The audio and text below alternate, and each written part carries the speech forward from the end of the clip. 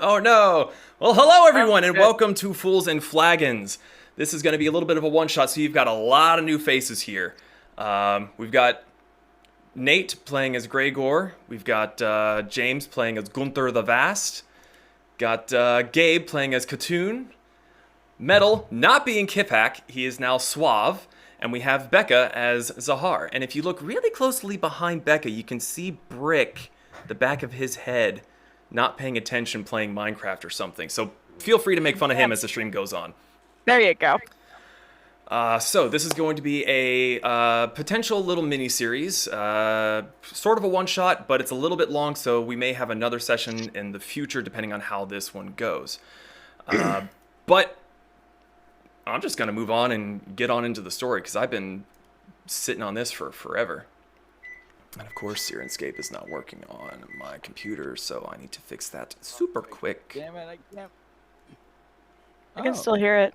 I hear it now. Yeah, I can hear it too. Sounds like the ocean. Am I the noob that the only one without headphones on? Maybe. That's how I roll.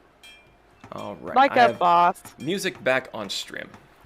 Okay, Nice, so moving right along into the backstory of this session. We are on the continent of Ayera in the world of Archeron. The party is meeting for a joint effort between the Romana and the Aztlans, with the ship named Ciopletor De Serr, or known as the Sky Carver. The ship was created as a new way to trade between the nations over the mountains that bisect the continent. Your party was assembled by Tarquin in Ariminum, the capital city of Romana, for guard duty aboard the ship during its maiden voyage. The information about the ship has largely been kept a secret, and rumors say that it's powered by magic to travel faster than a traditional ship. The job is standard for the party's line of work: protect the crew from sea creatures, pirate attacks, and keep everyone in line. The answer to the captain only.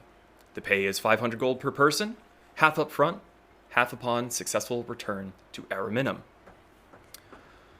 So, you all are in the city of Ariminum. It is also known as the City of Marble. The city is surrounded by a thick wall, the top being constantly patrolled, and the gateways always watched and monitored by legionnaires. Every inch of the gleaming white stone that makes up a majority of the structures here are polished and clean. The roofs are covered in layered shingles of red clay.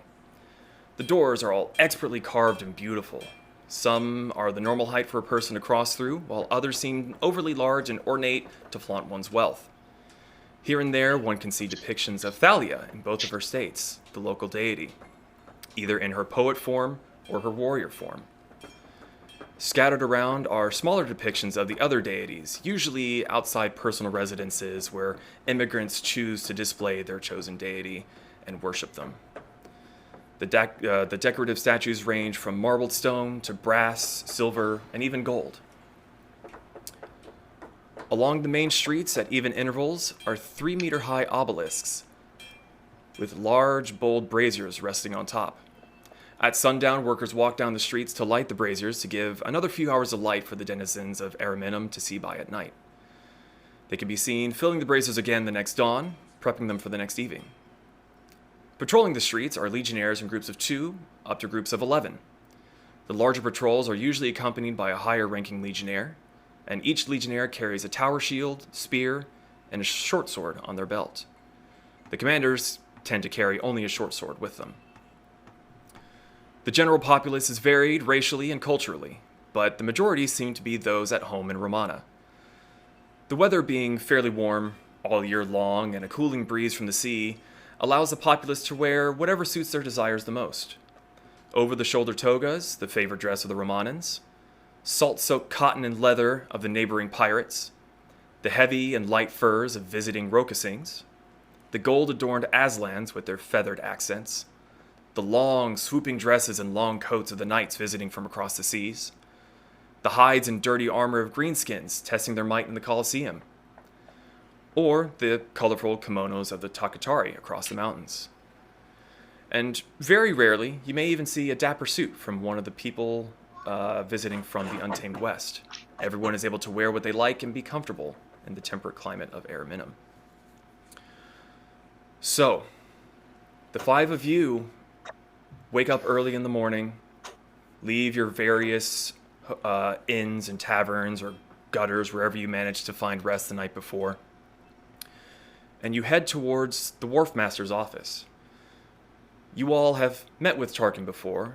He's a small goblin, usually wears tattered clothes, green skin, bright red eyes, notches in his ears from various fights, golden piercings, not too close that they cling together, but enough to show and flaunt his own personal wealth. So, we'll go one by one, allow you to introduce your characters. And I'll actually go ahead and cover this real quick. As you all approach Tarquin's office, you see that the structure is very odd. It looks as if Tarquin took an existing Roman structure and knocked out everything but the roof to replace it with the aft of a ship. A clever enchantment was placed on the interior to give the sensation that one was actually out at sea with a gentle rocking motion beneath the feet. It tends to give first-time visitors a bit of vertigo. The interior, Gregor, as you are the first to arrive, is designed to look like that of a captain's quarters on a ship. There are shelves upon shelves of logbooks and manifestos of ships coming and going. A board near the door has posters of wanted persons and the descriptions of their ships and aliases. A sturdy desk lies in the dead center of the room with a tall chair sitting behind it. Behind that is a hammock stretching across the large bay window that overlooks the sea. So Gregor, as you arrive within Tarquin's office, you see the little goblin sitting behind the desk scribbling away at a logbook. Would you like to describe what your character looks like? No, I want to go second. You want to go second? Okay, Gunter, you are the first to arrive now. Well, yes, I'm Gunter de West. I'm a very tall human with a long red beard goes down to my chest. I'm about 7 foot tall, and I have a red mohawk that is braided down my back and covered in the animal furs, and I'm built like a strong man of the modern age. Large human growth hormone gut and massive thick arms and legs, and I have 2 warhammers on my hips. I have the smell of stale yak piss alcohol around me, and generally I'm always in a very good mood. It takes a little bit to push me over that edge, which you all know about me. But yes, this is Gunter de West. Excellent. So Gunter arrives in Tarquin's office, and he looks up from his scribbling and goes, Good, the first one of you has arrived. Go ahead and just mill about a bit. The rest of your group should be arriving quite soon. Aye. And sure enough, Gunter, as you move out of the doorway, standing behind you, you had no idea he was there, stands Katoon, having slunk up behind you all stealthy-like. Gabe, would you like to introduce your character? So I'm Katoon, and I'm a kind of a sweet talker, and I like to slide into places and be there and talk about how great I am. I'm about 6'2" and tall and dark and dashing. I've got my hair kind of in a little faux hawk, kind of clean cut. Got a nice chiseled jaw with a little goatee. And he's just kind of a smooth talker. He walks in and slides into position, introduces himself. Good, Katoon. Thought I smelled you coming around here. He kind of taps the side of his long, crooked green nose. No sooner has he said this than Suave struts right on up into the doorway, looking proud as ever. Please, sir, introduce yourself. Avast, mateys. I'm Ryan Setter Suave. Rowdy and rambunctious when you're having fun, and smooth sailing when you need to be. I'm a very charismatic gentleman. I'm a changeling who is not shy to show off this fact. Pure white skin with dark black webbing across the arm. Hair slicked back.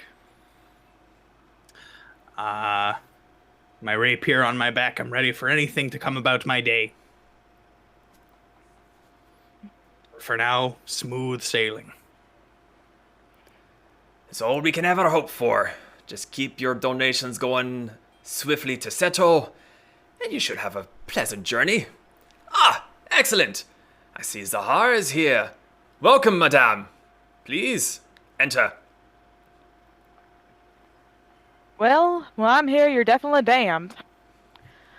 So, I am a tabaxi, little sand cat, coming from you from the desert. Spent most of my time up in Rokasine. But if you meatbags need me, I don't have a problem helping out. A bit of sass for the group. Very good. Keep them in line, lassie. Well, that is 1, 2, 3. That's 4 of you. We're just missing one more. Gregor. I come in through the front door. I am Gregor, 7 feet tall, Goliath. I basically have to duck in through the door. The table and everything on the table subtly shakes as I take every step into the room, and basically grew up in this town, was lost, but now I am found, and happy to be a part of this crew. I may come off shy, soft-spoken, but not really, and basically had a military background, but I'm glad I'm out. And because of this military background, I hate authority. I need everyone but Gregor to make a history check for me real quick here. Absolutely. Okay. It'll be a 5 from me, good sir. Big old -1. 3. 8. Checks out. 8. We rolled the same then. What'd you get there, Katoon? I'm struggling over here. It's not rolling for some reason. There you go. The first Zero. roll, and I've already been betrayed by my dice. Physical dice, man. That's where it's at. We've got a 2, a 3, and a 5. There we go. I got an 11. 11. So, 3 of you see Gregor come in, and you notice his height, and you kind of give him a nod. Katoon, you are the only one so far that recognizes him from his time in the gladiatorial arena as one of the previous champions, and sort of disappeared for a bit. Interesting. Wait, so that's Gregor? Correct. Oh, okay, so I kind of like walk over to Gregor and go, I hear you're the best, man. What happened? Thank you. Yes. I appreciate that. I worked in the pits and fought my way to the top. Oh, I only like gamble in the pits, but Yeah. it's always I, good to watch. Yeah, well, I'm glad I could put on a show for you. Yeah, well, maybe you can make me more money next time. Yeah, well, I have never lost, so I think I should have made you all the money. But yes, I fought my way out of it, but I'm also try to keep that on the down low. Oh, okay. Hush, hush. Do I hear this? Make a perception check, because it is a fairly small room, but This 7 feet figure is like, hello, please, I'm a great warrior. I'm a great guy. what'd you roll, Suave? 7. 7. You are currently looking in a glass display box trying to fix your hair, make sure everything's all happy hunky-dory. To have the sweet sea breeze blow through the hair again. Someone's in their cups early this morning. Well, you're all here. 3 Welcome. sheets to the wind. Well, let us not dilly-dally. Let us go on down to see the magnificent vessel you shall be guarding this day. Come on! And you see him hop down off his chair and just disappears behind the desk and will eventually appear around the side. He's got a logbook in his hand, and he just brushes past your giant legs, heads on out the door. At least someone here is reasonably sized. And she just like follows him out. Yeah, I kind of just walk behind him, like my dagger kind of in my hands, just like tinkering with my nails, just like wandering aimlessly. 6'2", unreasonably height at my ass. And I follow along. All right. So, you all follow after Tarquin, and he leads you down the winding streets, further down multiple tiers of the city until you get to the docks. And from a distance, you were able to see the ship that you will be guarding, the Ciopletor De Serr. It is a gorgeous ship. It's made of the finest Hakatari wood, trimmed and supported by Aztlan gold, which all of you are aware, the Aztlans have a process known only to them that can make gold as strong, if not stronger, than steel. So you see this mighty, beautiful ship, and standing out in front of it is a fairly tall human, and Tarquin walks up to him. You see this human male has light brown skin, his eyes are a vibrant yellow, his hair is fully braided and tied back in a ponytail, and his beard is closely trimmed with some gold jewelry tucked into it. He stands in stark contrast to the ship, which is nice, clean, and angular, and meanwhile he's standing there in an older, worn, frayed jacket, frayed from years out at sea, dark cloth and leathers that are accented by bright feathers from his homeland. And around his waist is a weapon belt. It appears he has a pistol and a short sword of some kind. The man is busy directing people around the ship, and eventually he sees Tarquin arrive and goes, "Ah! Oh, they are talking. These are who you have found to guard our mighty vessel." He goes, "Oi, that's them. Best I could find. Gonna have to do what you gotta do." The captain looks at you all and goes, "Well, it's a clear day. Clouds are sparse. I am Captain Atlakoya. You may simply call me Atla if you wish. So, might I have your names, please?" Rhineset, Suave. Pleasure to meet you. And I take a quick lean against the mizzen mast. I'm kind of inspecting my dagger a little bit, and Katoon, right here. Zahar. And I'm just looking around and kind of like looking at all the mechanics of the ship. I'm I am Gunter. I'm Gregor. Tip of the cap. Well, it's good to meet you all. You will be answering to me and me alone. Any other orders coming from any other member of the ship, you want to ignore them. So, make yourselves comfortable. We will be setting out shortly. We'll head a few leagues out into sea to test a few things on the old girl. Then we should be back within the day. Easy payday for the lot of you. Do you require any assistance around the lady? Just make sure everything stays in tip-top shape. No one's doing anything odd. We have a smaller crew than normal, and you'll see why once we get out onto the waves.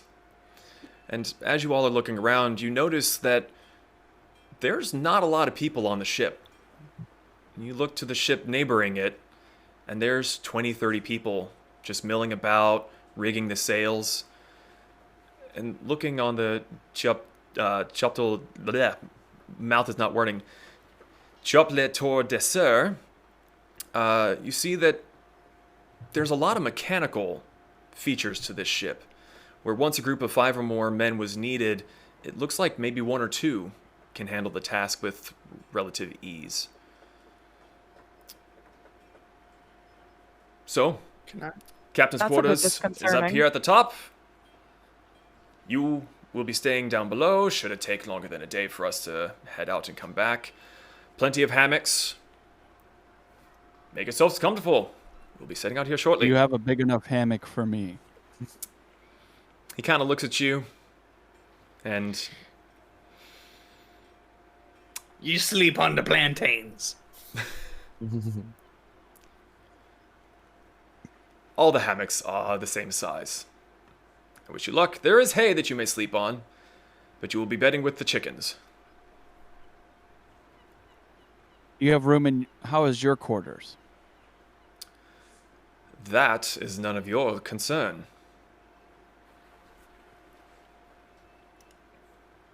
Well, Don't worry, Gregor. We can set something up, I'm sure. I won't be needing my hammock, so you may be able to combine the two and make something useful, I suppose. I appreciate that. Thank you. It doesn't help if we have anybody overly tired when we're supposed to be watching our own backs. Well, I definitely have yours. that's real cute of you. Call On me board. cute one more time and this will be without a captain. I may be fluffy, that doesn't mean I'm cute. Word of advice. Make an intimidation check.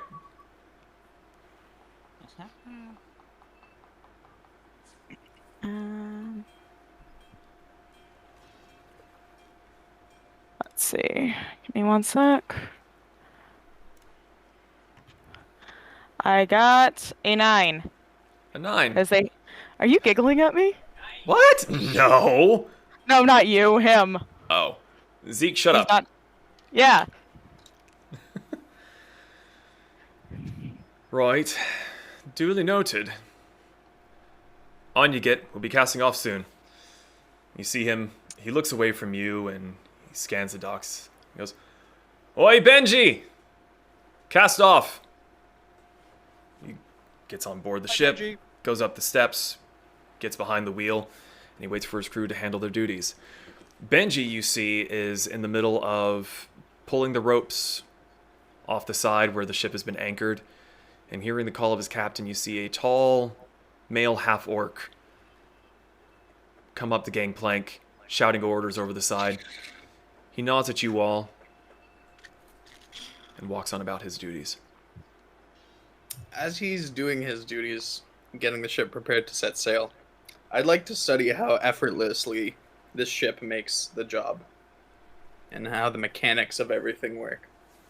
Okay. Are you getting like up close and personal? Up close and personal, or are you just sort of like blankly looking? Shamelessly shadowing, just kind of Okay. standing nearby and observing his doing. Make an investigation check. Is there anything else the Natty rest of one. you? What? Natty 1. Natty 1.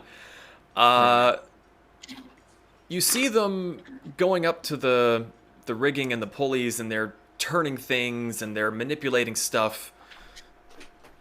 But you're too distracted by your own personal biases of how a ship should be run. You're just kind of, oh, that's not how we would do it, and you just walk away disgusted. Can I go back and shout, "Let me have a hand at this. It confuses me and irks me." The sailor who's currently holding his device looks at you and looks behind you, and Benji is standing there, and he's 6'3", so he's a pretty tall dude. He goes, "You mind keeping away from me mates? They have work to be doing." I was asking him. Sorry. Oh, Benji. Sorry, I thought you Yes, were on I the guy. apologize. You know what? Maybe another time. Let's get us out of port first, aye? Aye. Excellent. Step off a bit. He kind of turns his back to you and goes back to what he's doing. Is anyone else doing anything as the ship is casting off? Do I know who Benji? Would I know who Benji is? Any backstory with him? I look no. at him and I think, okay. Most of your time was spent more towards In the the city pit. center. This seems to Yeah. be a grizzled seaman. Yeah. You've not really done much boat work up to this point. Yep. Perfect. Perfect. No, I kind of look for some high ground. Is there something like maybe not the main mast or something, just to get a little perspective on the ship as we start to pull out? Sure. So when you came up, you were on the top deck in the middle, and to your left would be the two stairs that go up to where the captain is standing on the wheel. Towards the front of the ship, there's another small set of stairs. You see two doors in the front that a little like small staircase dips down to where those doors are, and then a flatter part up towards the prow of the ship. Other than that, you can certainly try to climb the rigging if you would like. Yeah, I think I'd like to get a little higher up. Let's see how I'm gonna climb the rigging. Okay, make an acrobatics check. Make sure you don't, rip your ankle off in the ropes or anything.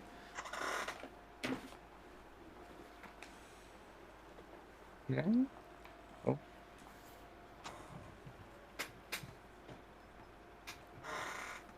It is a nat 20 plus 10, so 30. A nat 20. You are going up that rigging so fast, it doesn't even look like you're using your hands. You're just using it like a set of stairs. And the rest of you just see this darker figure just all the way up. Impressive. And Interesting. do you go all the way up into the crow's nest? Do you just sort of Jack Sparrow it, standing up with your hand on the mast and just standing on one of the... Yeah, I think I Jack Sparrow it. I go just below the crow's nest, so I can kind of still hear what's going on below me a little bit.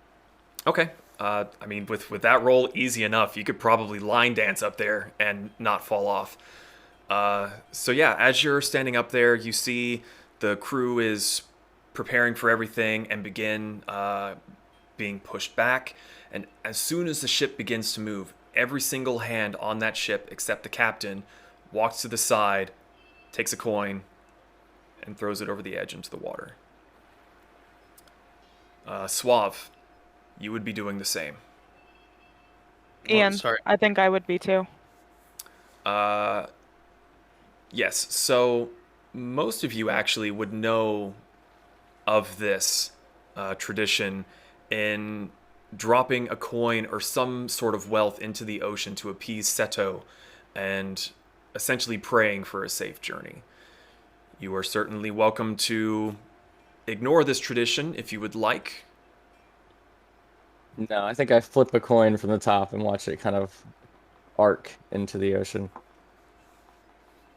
Take a look around and kind of look at the minuscule crew, and I'm like, extra coin goes in. Like, 2. I grab 5. I check them to see. Seto ye sly dog. Do the same.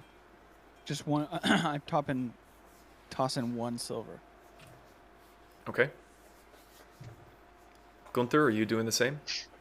I dumped the remainder of my ale that I've been sipping on the whole time over the side.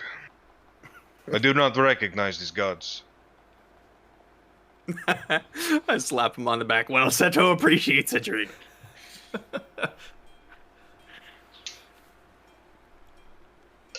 All right. Now, Hmm? would I recognize the mechanics of what's going on with the ship, Ian? Like all the different... You are familiar with how a normal ship would work.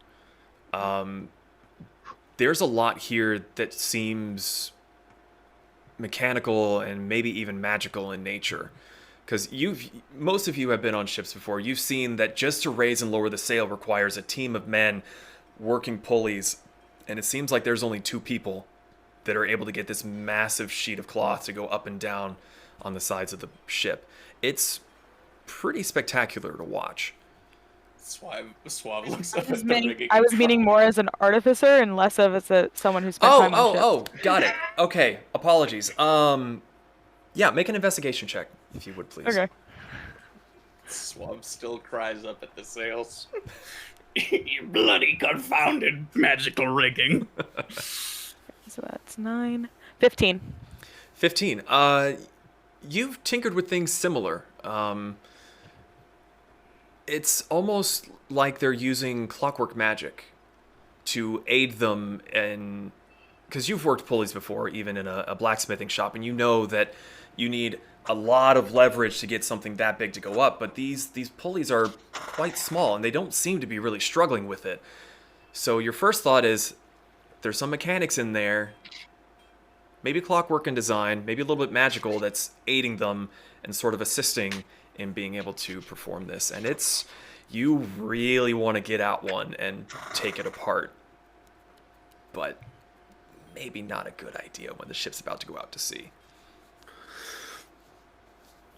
Later. Later.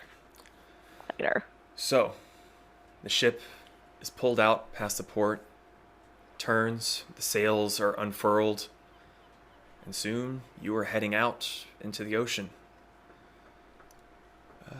I sit down on the side of the ship as if this is my first rest in a long time. Okay. Ship is heading out. The waves are crashing against the bow. There's the gentle rocking that some of you are familiar with. Some of you maybe haven't felt the sensation before. Is there anything you would like to do as the ship heads out into sea? Gunther would like to pull out a small piece of wood and begin whittling off to the side as I'm just watching everybody aboard the vessel. Nothing obtuse or drawing any attention. Okay. Make a perception check for me while you're whittling. That is a 13 plus 3, 16. 16. You whittle for a while. This is nothing new to you. It's a little bit bigger than what you're used to. You're used to a little bit more smaller personal vessels. But she seems to be handling pretty well, and you watch as the coastline slowly shrinks into the distance. You can still see further up the coast, maybe even barely able to see the wall of the northern Romanan Empire. But so far, everything seems okay, and you're scanning the horizon for the clouds. The weather looks like it's going to be phenomenal. Cool breeze. Couldn't have asked for better sailing weather. And we are heading west, correct? Correct. You are heading directly west out of the port. so everybody seems like they're kind of focused on their tasks. So I'm gonna go up to Gregor. Mm-hmm. Gregor, would you like to go see if we can rig you up something downstairs while everybody is distracted? Yes, let's do that. I appreciate that. And so as I'm going down with him to wherever the sleeping area is, I'm also going to be keeping an eye out for any nooks and crannies I can kind of hide in, so that when I want to take my rest, I'm not exposed and I can just like hide in like a nook. Okay. So you see that there are two ways to get down below decks. In the center of the ship seems to be a covered stairway that's currently closed off just to keep people from tripping and falling into it. In the middle of the ship, there's also a long line of metal grates that you can see down into, and it looks like they're able to be removed for the purposes of loading and offloading cargo for the voyage. Towards the front part of the ship, you see two staircases going up that leads to where the capstan is. But in the middle of those, like 2 or 3 steps down, are 2 doorways that you can go into. Upon walking inside of them, you go down. There's a few lanterns that are inside to keep it light, and so you're not just stumbling around in the dark. You see immediately in front of you 2 doorways that appear to be locked with heavy padlocks, and immediately to either side there's more staircases that go down. Walking down those staircases, you see that this is where the cannons are stored. And there's a little bit of a short, like wooden wall, almost thigh high, to keep things from rolling around. There's crates. You can see what looks like cannonballs, ballista bolts, crates of various sizes. And if you head further towards the rear of the ship, you see that there are a few posts with hammocks strung up. There's 12 of them. Groups of 6, stacked 2 high. Okay. And there's, like I said, there's no like little dark corner in there. It's basically just like a little open space. It looks like you may be able to, if you were to hop over the small wall where the supplies are stored, you might be able to kind of tuck yourself away in one of the crates. There is some straw laying there as well to keep things from jostling around too much. You could probably scrounge something together to keep yourself tucked away and not be trod upon. Okay. So you said they're hanging so that it's two, like one above the other, and then it's in groups of 6? Right. So there are 6 poles going from floor to ceiling, and from one pole there's a hammock that goes to the next, and then from that pole to the wall. And there's 3, or 2 rows of 3, but they're too high. So it's a total of 12 hammocks.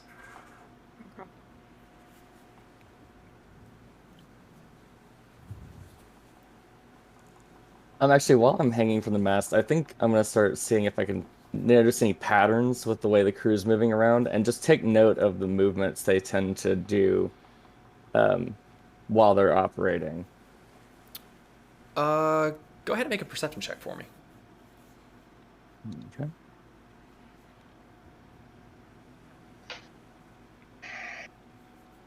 And actually, I suppose I could. Let me get you guys. Oh, Here. not great. 9 perception. 9 for perception. You are looking around and trying to see things, but the crew's not really around much. Like you're looking to watch and see what they're doing to keep the ship running, but most of them seem to be just sort of lazily walking around the top deck of the ship, occasionally jumping to as the captain calls out an order, but for the most part, it almost seems like the ship is sailing itself. It's very strange. All right. I'm going to bring you all over to another map on Foundry, so you can sort of see what you're working with here. Neat. Let's see. So you went down to the bottom I'm hold. now in the ocean. Yeah, bye. Bye. Bye. And let's see. You were taking Gregor with you, correct? Yeah. Okay, so we'll bring While you over we're- there too. While we're down there, I'm also being like, this dark area reminds me of the pits. Let's see. So on Foundry, if you click the top left, where you've got the person sitting there, it says token Yeah. controls when you're on it. I'm trying to remember how you're able to ping. Are you talking There we about go. like over there?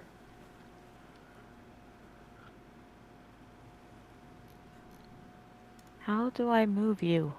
I'll move your characters around. No, I have just you- mean so I can see what I'm looking at. Like, I'm trying to get a better idea of... Okay, so you're actually over here investigating the hammocks.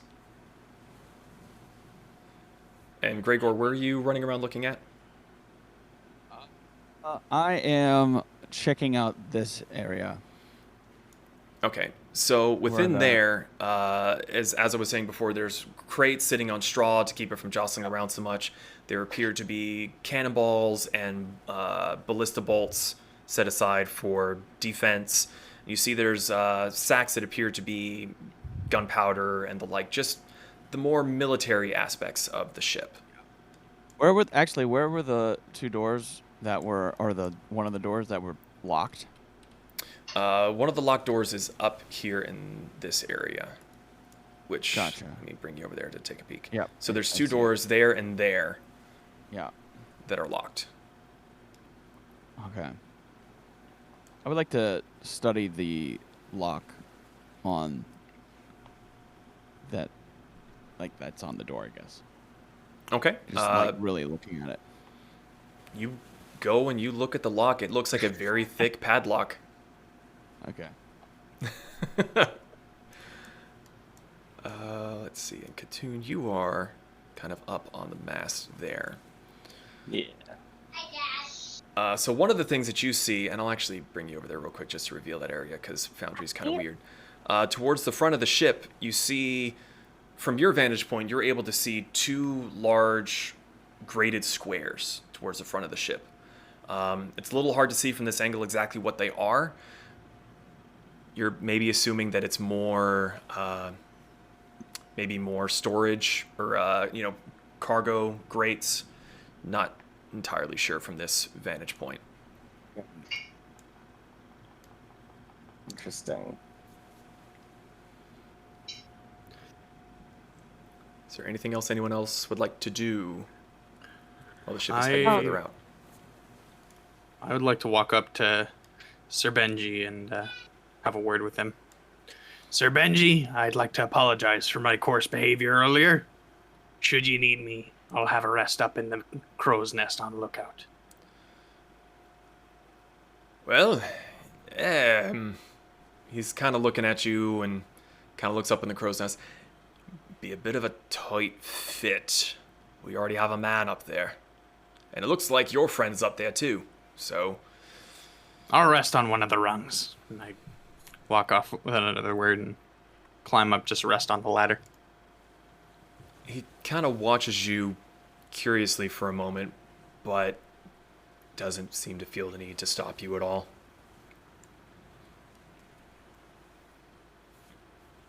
Anyone else?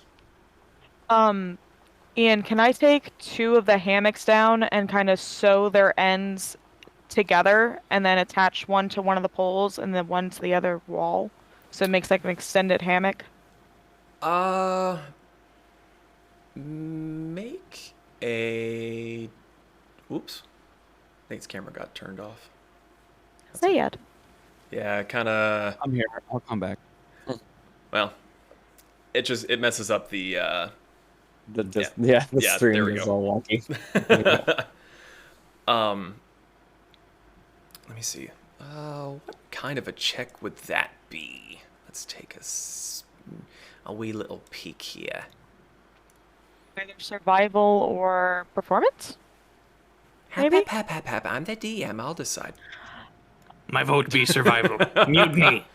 Every check You know what? is Fuck it. strength Fine. check. Make a survival check. See if I can.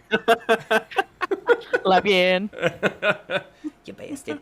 Ooh, natural 20 plus 3, 23. I guess it doesn't fucking matter what I told you to do anyway. Yeah, it takes you maybe 30 minutes or so. You're pretty handy with textiles. You don't really have a kit to really do any proper sewing with you, but there's plenty of rope around that you can come up with something. Don't have a kit? Which one did I pick? Do you have a sewing kit? Give me a second. Let me look. Got a natural 20. Quit you bitching. I'm not bitching. I'm just making sure. No, you do not have a sewing kit. Okay. From what I'm able to see. But right, regardless, 'cause I you were remember we able to talked make it about it. work. Yes. Hold out the duct tape. Tape fixes everything. Duct Okay. tape and vodka. You're drinking to- vodka? Well, fuck it. It's noon for you. Whatever. You do you, boo. I didn't say I'm drinking it now. I'm just saying it fixes everything. Oh. Can confirm. I like to rejoin at the hammocks. Okay. So you head on back down to Zahar, and you see her. She seems to be really good at what she's doing. Like, she is taking one of the hammocks and she's tying it together in such a way that when she attaches it back to the pole, it has to go at a bit more of an angle than the rest of them that are all lined up, but it'll fit you. Appreciate this. This looks awesome. Everybody should be comfortable, regardless of how quickly we leave this particular home. And again, we would all want to be very well rested considering we have to watch each other's backs, yes? Yes. Agreed.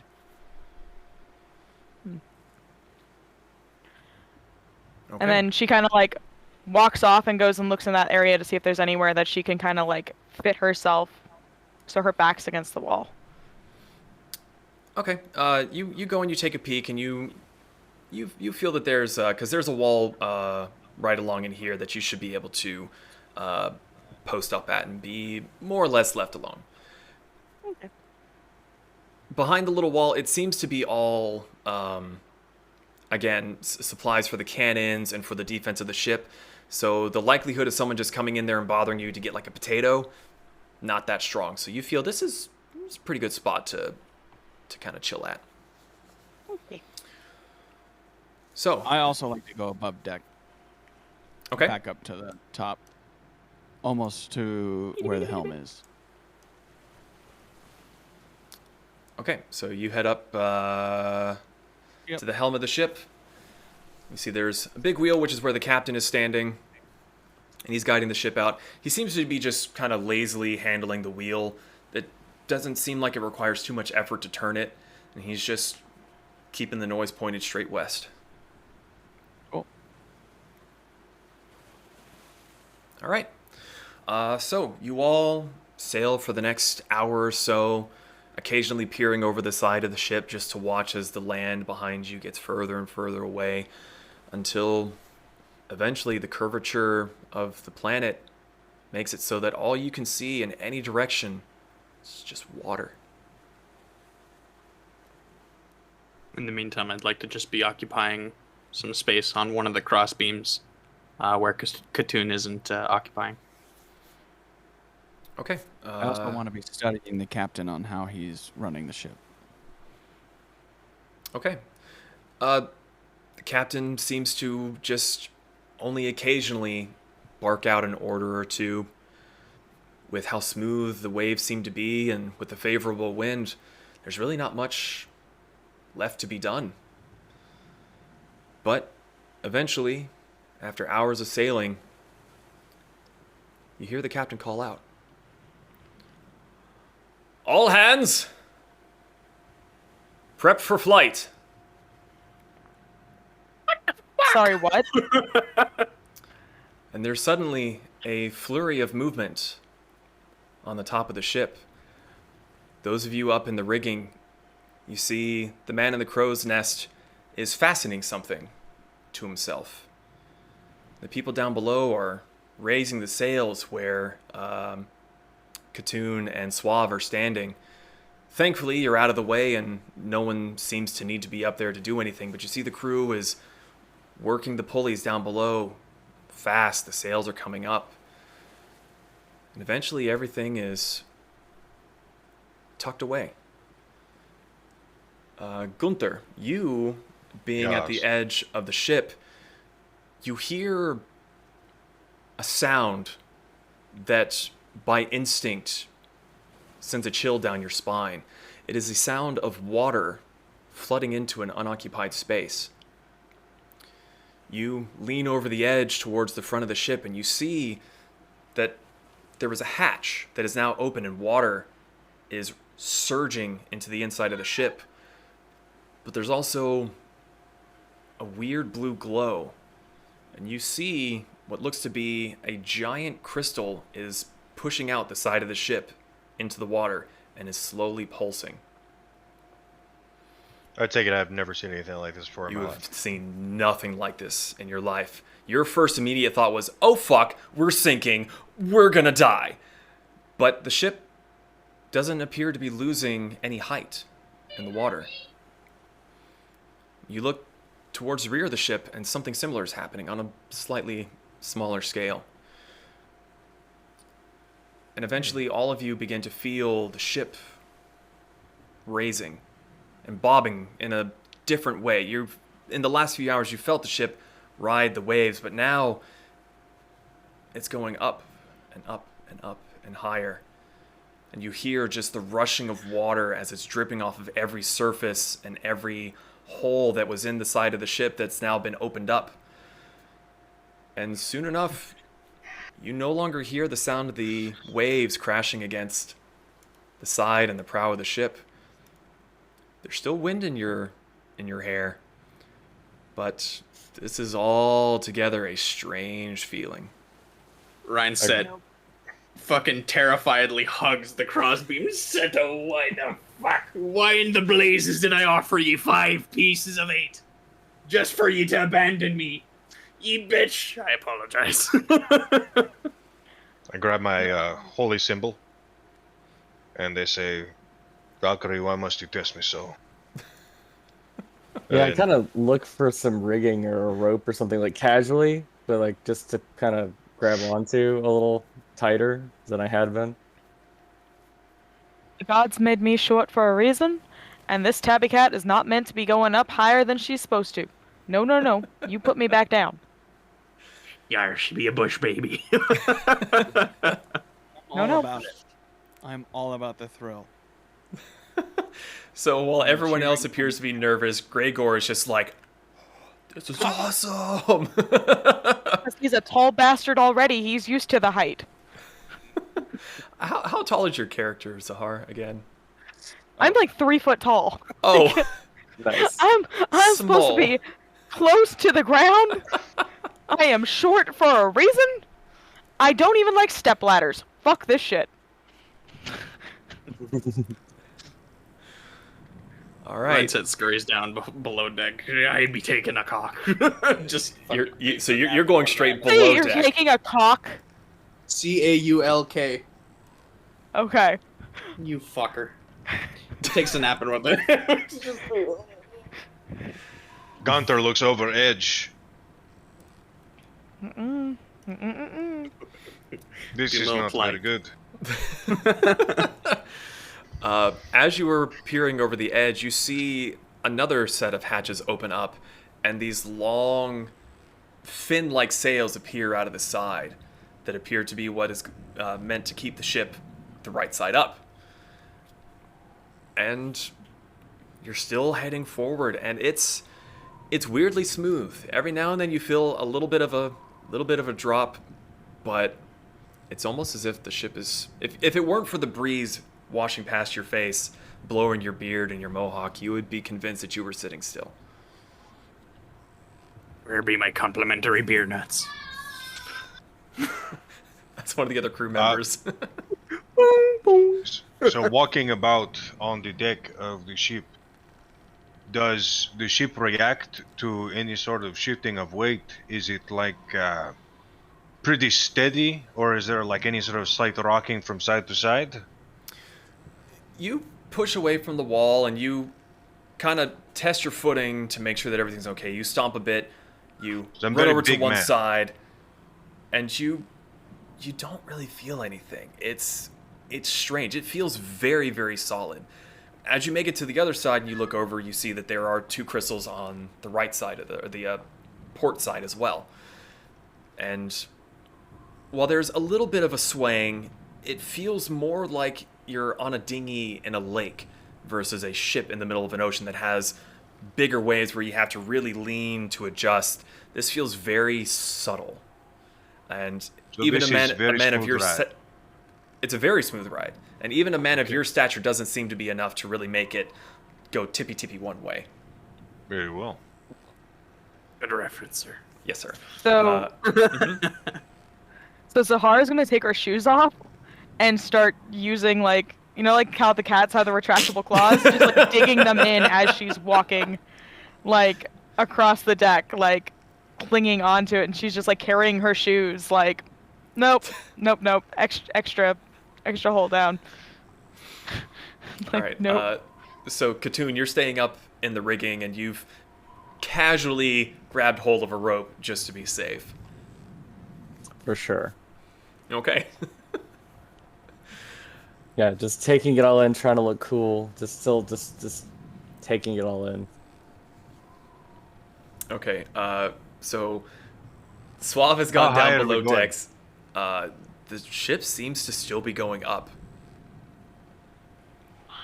Up, higher and Do I higher. notice it getting cooler at all? Yes. Good question. It is getting a little bit chilly. The wind oddly has changed. Where before it was coming sort of like northeast southwest, which is what was helping propel you before. It's as you're getting higher, the wind seems to be coming from a different direction altogether. Interesting. Is that kind of affecting pull the my ship? cloak around. It doesn't appear to be affecting the ship much at all. There's occasionally a little bit of a little bob as the air currents kind of jostle a little bit. Every now and then you get that one little moment where your stomach kind of drops a bit and you kind of go, huh.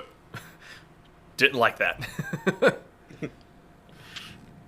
Swab's just below deck, rocking himself in a hammock. Just, what will we do with a drunk sky pirate? What will we do with a drunk sky pirate?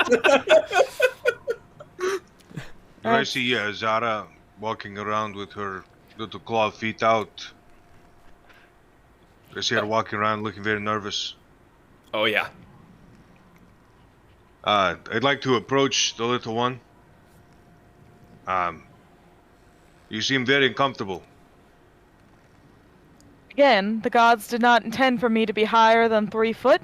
I would prefer to be back down where I am at 3 foot. Not whatever 300 bullshit feet this is.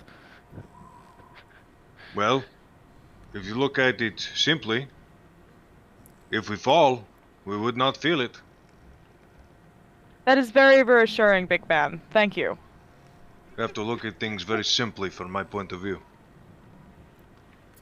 It's I about can now understand that. Benji walks past you, seems very comfortable with how the ship is handling, and he goes, by the way, we're actually probably more than 1,000 feet up at this point. He Thank just you, keeps on Mr. walking. Benji. I appreciate all of the help that you have contributed to this conversation. Now, will you please kindly fuck off and die? And she just kind of like scuttles over to like where she can have like a wall at her back and just is like sitting there with her fingernails into the deck and her toenails like into the deck and just is like ready Hides to in be one of done. the cannons. Are we going above clouds? Not yet. The clouds are We're getting still going pretty up. close. Still going up. Is it going straight up, or are we kind of moving? Moving in a forward, upward Okay. moment, kind of trajectory. Yeah, is it tilted at all? Doesn't appear to Like- be. I Oh, mean, interesting. well, you were on the mast and you were on the ocean. You were having to lean with it so you didn't slip off one end of the mast, and now you are just solid, just Just sitting. very much like a Interesting. dirigible almost. I keep telling the captain to go higher. So, Zahar, you look over towards the captain. You see Gregor, this big man, just like higher, higher. Oh, My dear, I was already nice to you once. Please do not make me be mean. And she just like hunkers down even further, realizing that we are indeed going higher. Like, no. So maybe 10, 15 minutes pass, and let's see, Katoon, you were actually the first to realize that you're feeling a little damp in places, and you had been looking down, and you look up, and you're being brushed by clouds, and it's leaving moisture on your hair and on your clothes.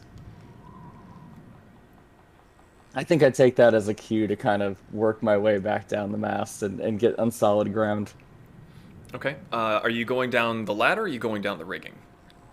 I'm gonna go down the ladder. Just gonna kind of walk over and take the ladder down.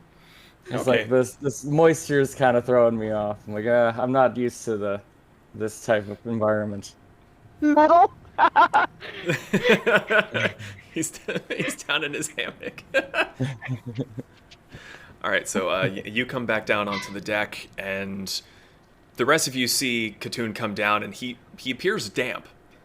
Not really soaked, but it's still just kind of weird, and eventually all of you begin to feel this dampness on your hair and your skin, and your clothes get a little bit weighed down as the ship goes up through the clouds, and it becomes instantly foggy. You can't really see much, but within a minute or two, you're up above the clouds, and you see the ocean down below, and it's like you're almost in another sea of white. Sir, does my hammock become a waterboarding? You're actually weirdly dry. The clouds don't seem to be really getting much below deck. You do lean up and kind of like just kind of peek around a little bit, And you start seeing like dashes of white go past the cannon windows, and you go, nah. Is the deck getting slick? The deck is getting a little bit damp. It's not terribly slick because it is meant to be a seafaring vessel, but it might not be a terrible idea to watch your footing. Great. So there's water, there's height, basically everything I hate, all in one location. Do you I would want ask for drink? something Happy to to help. kill. However, I don't want to jinx us. I walk over to the front of the ship and kind of look into those grates now that I'm closer to them. Okay. You're not gonna pull a king of the world? Not yet. So as you walk past and you go up to look into the grates, you do see Zahar is just kind of like latched onto the corner between the two staircases. But you do go up and you look in the grates. You kind of peer down, and it's a bit dark. There's no lights down below in that particular area, but it appears to be a manned ballista. Then we're heavily armed. Yeah, I just take note of the ballistas and kind of just keep walking and just taking in what's going on. Okay. So, I'm not gonna lie, I thought the noise in my ear was metal fake snoring, and then I realized it's rigging.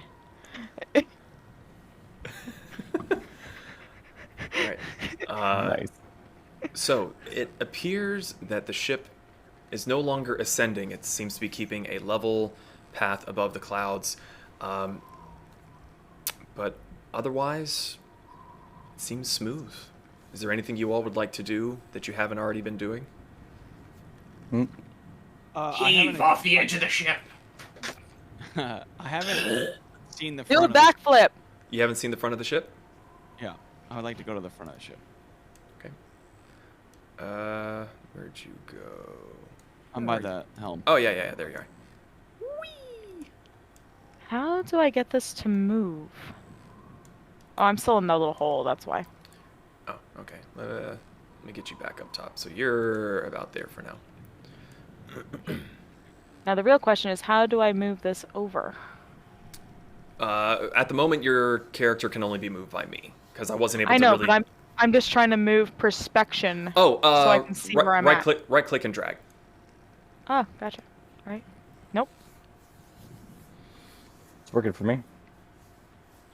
Well, hooty hoo. That sucks. Maybe if I hit that. Oh, there it goes. Yeah. I have special ping privileges. All right. So you're all above the clouds.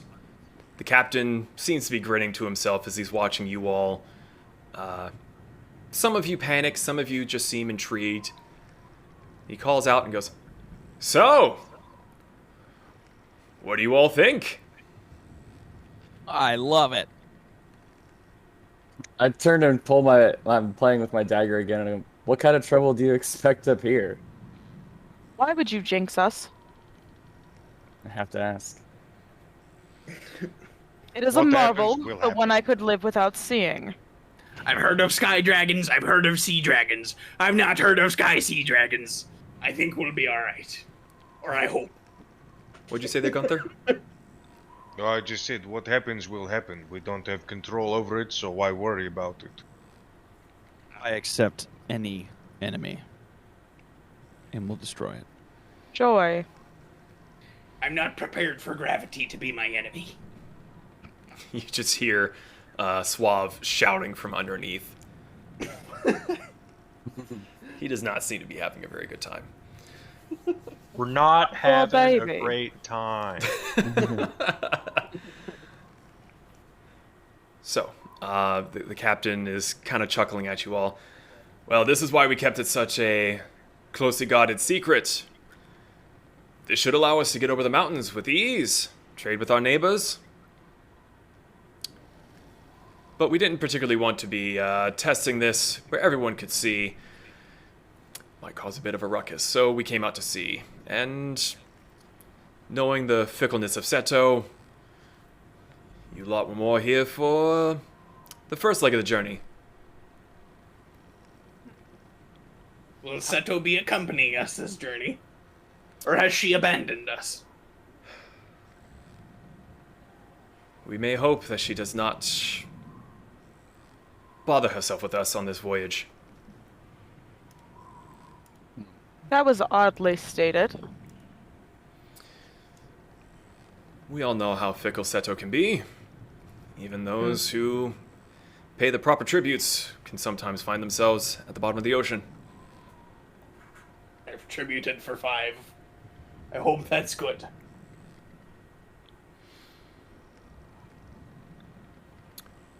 So, ship continues to sail around for a time. Captain waits for a while. And then you see a man that you hadn't seen before come up from below the deck. Zahar, it startles you a bit because the door that you're standing beside suddenly opens, and you're already, hackles raised and everything. You're not having a good time. Door opens up, and you see a blue-skinned tiefling come walking out. He's wearing robes of deep blue and purple, and the shoulders are decorated with vibrant feathers in a gradient of green to red. And he walks out the door, doesn't even look your way, walks past all of you, straight up to the captain, leans in, and whispers to him. After a moment, the captain nods his head. All right, the test was a success. Let's head home. You all can receive your pay. And he begins cranking the wheel hard to the right. And you all feel the ship list as it turns. And though it's startling, it's not enough to really knock you off your feet. But Zahar, you're probably grabbing on a little bit harder than before. You're definitely leaving your mark, let's put it that way. Does this guy look familiar to me? None of you have seen this man. He wasn't on the ship when it was, or you didn't see him on the top of the ship when it was casting off. You're not entirely sure who this man is.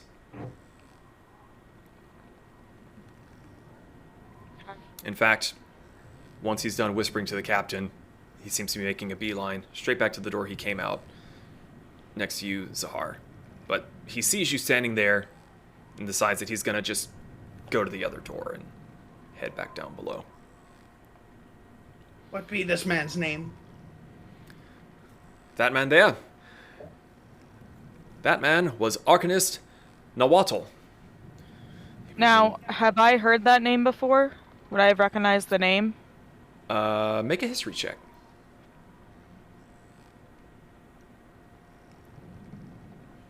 Of course, I'm gonna suck at this, aren't I? 7. 7. You're a little preoccupied with holding on for dear life. The name sort of rings a bell, but you're kind of too panicked at the moment to really think of it. I cast locate creature and describe. Sorry, Arcanist Nahuatl? Nahuatl. Nahuatl. He is one of the ones responsible for the technology of this ship. Some of the magic that's used to levitate and other little tricks here and there. But yeah, I cast locate creature to keep track of him because I'm a little bit wary of him. Well, not wary, but confused as to where the fuck this man came from. Okay. You cast a spell quickly. The captain's kind of looking at you curiously as you begin muttering this incantation. He's now keeping a pretty close eye on you, but you get the little blip of where the man was. I try to do this stealthily, by the way. Oh, make a stealth check then, or a sleight of hand check.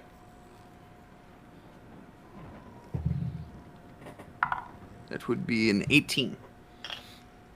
Okay, then never mind. The captain is no longer suspicious of you. Good. Good job, Metal.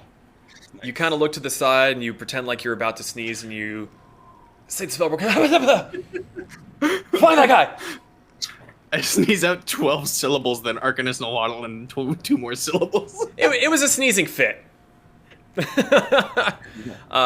You get this little reddish outline, the bit of a blip, and you see the man had gone down below deck, where you had been laying in the hammock, and he went down the staircase in front of him, down further below, and it now is sort of underneath where you are now, but like 2 levels down below.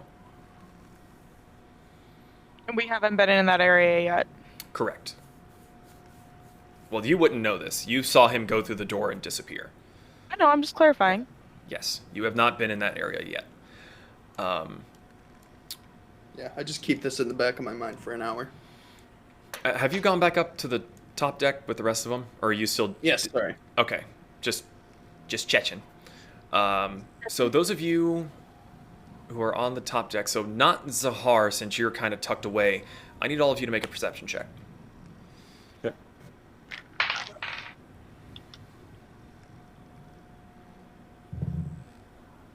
Be a 15.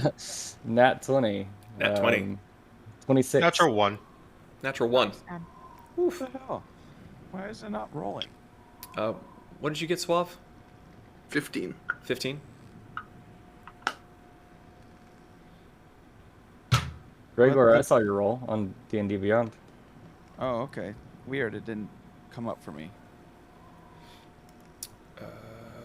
I got a 21. 21. All right. Well- So Oh no, sorry. My thing. 11 was my Yeah, first roll. First one was 11. 11. Yeah. Okay. So Gunther and Gregor, you are distracted. You're kind of holding on as the ship is turning, and Gregor, you're just excited. You're just kind of looking at everything, and you're not really paying attention.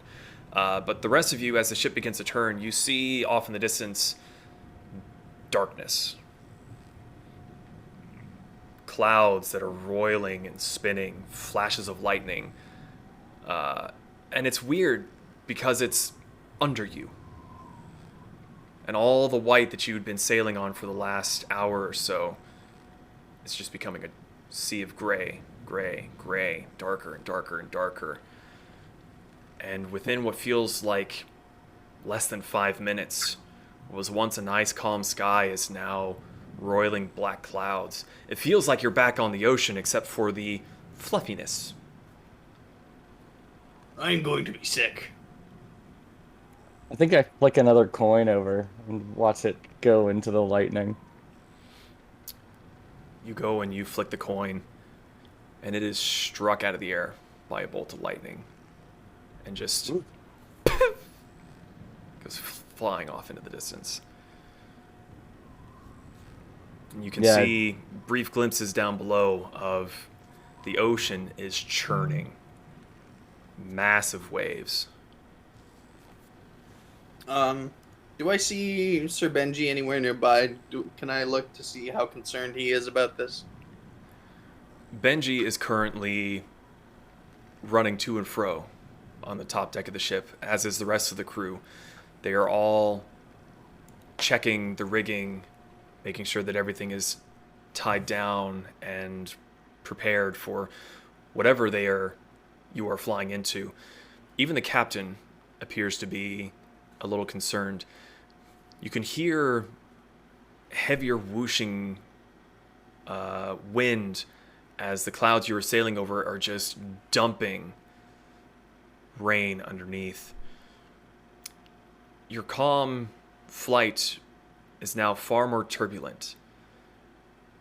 Your feet are coming out from underneath you as the deck drops and comes back up as the rougher air currents buffet the bottom of the ship. And soon you find yourself in taller clouds, higher than where you had been before. It's like the fog from before, but it's darker. It's cloying. You are becoming soaked with the rain. And there's flashes of lightning down below, and you just see... You are all together uncomfortable right now. Gunther? So, If it is possible, I would like to take my rope out of my pack and tie it around the side railing, just to give me something to hold on to. Maybe wrap it around myself. Sure. That's easy enough. You're familiar with the knotwork that you should be using on a ship. The rest of you, and like the brief flashes of lightning and the brief light that it gives you, you see Gunther has pulled his pack out and he's pulling the rope out and he's quickly lashing it around like a fucking pro, ties it off, and he seems to be ready for anything right Are now. the boys sliding around right now, or are they still kind of stable? Say that one more time. Are the boys sliding around right now, or are they still kind of stable? How's the footing? How's their footing? The footing seems to be a little slick. It's not terrible, but if you'll occasionally see a deckhand will kind of go running a little bit, and as he comes to a stop, you see one foot will kind of shoot out just a little bit. Not enough to make him fall, but it's like just like an inch or two extra of sliding happening. So then Zahar is gonna kind of make her way out to the middle of the deck where she's out of the way but kind of sits there, and she's gonna pull out her hemp rope and just kind of sit there with her nails still digged into the deck, kind of making sure that the boys are all okay and make sure like all the crew is okay, just kind of like watching. Okay, so you're just kind of keeping an eye on everything, more or less. I am And riding the rockiness of the ship like a ride. I'm like, So Jumping. Gregor is just having a fucking blast. how is the listing and the rocking of the ship? Is it violent? Is it sudden? Does it feel different from the sea? It is very uncomfortable with the sea. The sea you are used to. You're used to, and actually I meant to swap over to this a while ago, but I kind of forgot. So that's my bad. So with the sea and the roiling waves, it goes down and back up, and it kind of lifts to the side. This, you're kind of going along, and then it just drops down real quick and comes back up, where it's very sudden, it's very quick, it's very brief. It's not something you're... Can I make a Constitution check to see if I can Hold your gather shoulder? myself enough to kind of help? Not even to like be too helpful, but just to be a bit more at ease. Yeah, sure, you can make a Constitution check. It's a 7. It's a 7. Well, you're not terribly comfortable with what's happening right now. So I'm gonna probably say that you aren't really able to help out too terribly much right now. So, as you were sailing along, or flying along, I should say, the lanterns on the side of the ship are lit, so you have at least some kind of light underneath you. The rain is pouring and pounding onto your skin. Everyone is just soaked, but most are experienced deckhands. They're used to the wetness of the sea, just not quite in this particular method. You hear the captain call up from the helm. "We weren't expecting this. Just make sure you stay away from the edge. If you go over now, there's no saving you." I'd like to Well, joke. that's encouraging. I'd like to jokingly like go whoa, like over the edge. Make a perception check for me, Gregor.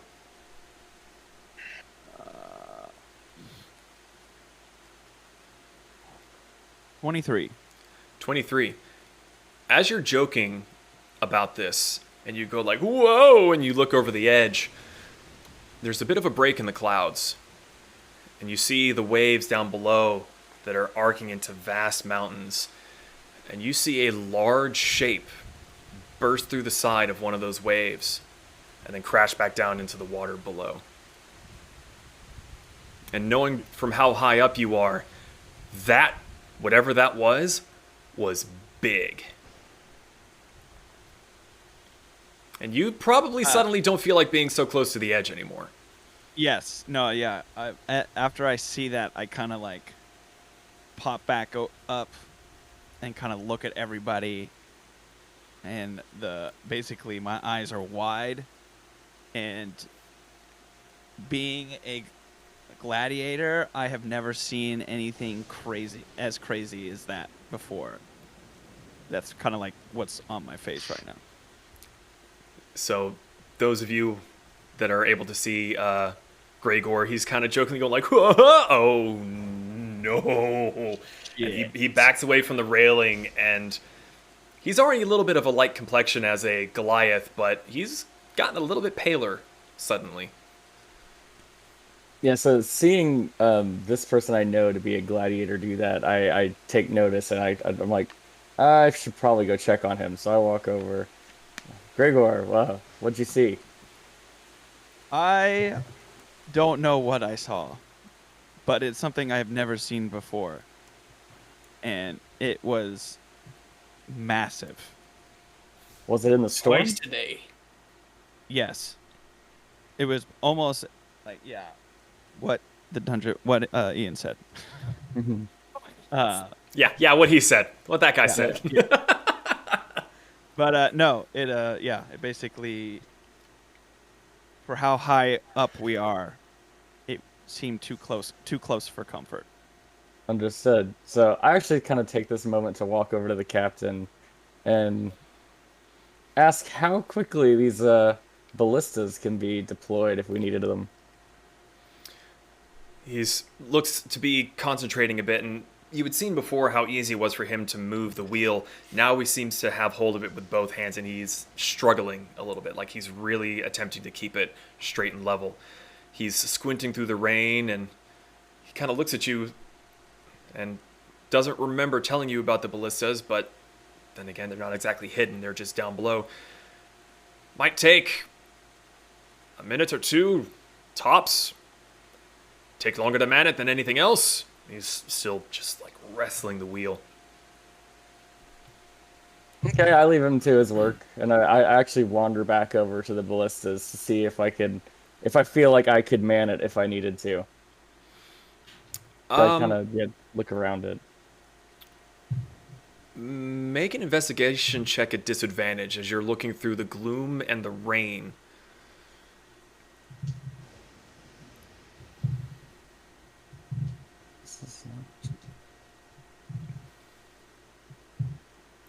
Roll. Okay, I'll just see what to say. D&D Beyond. Lagging us all to hell. Disadvantage, there you go. Bastard.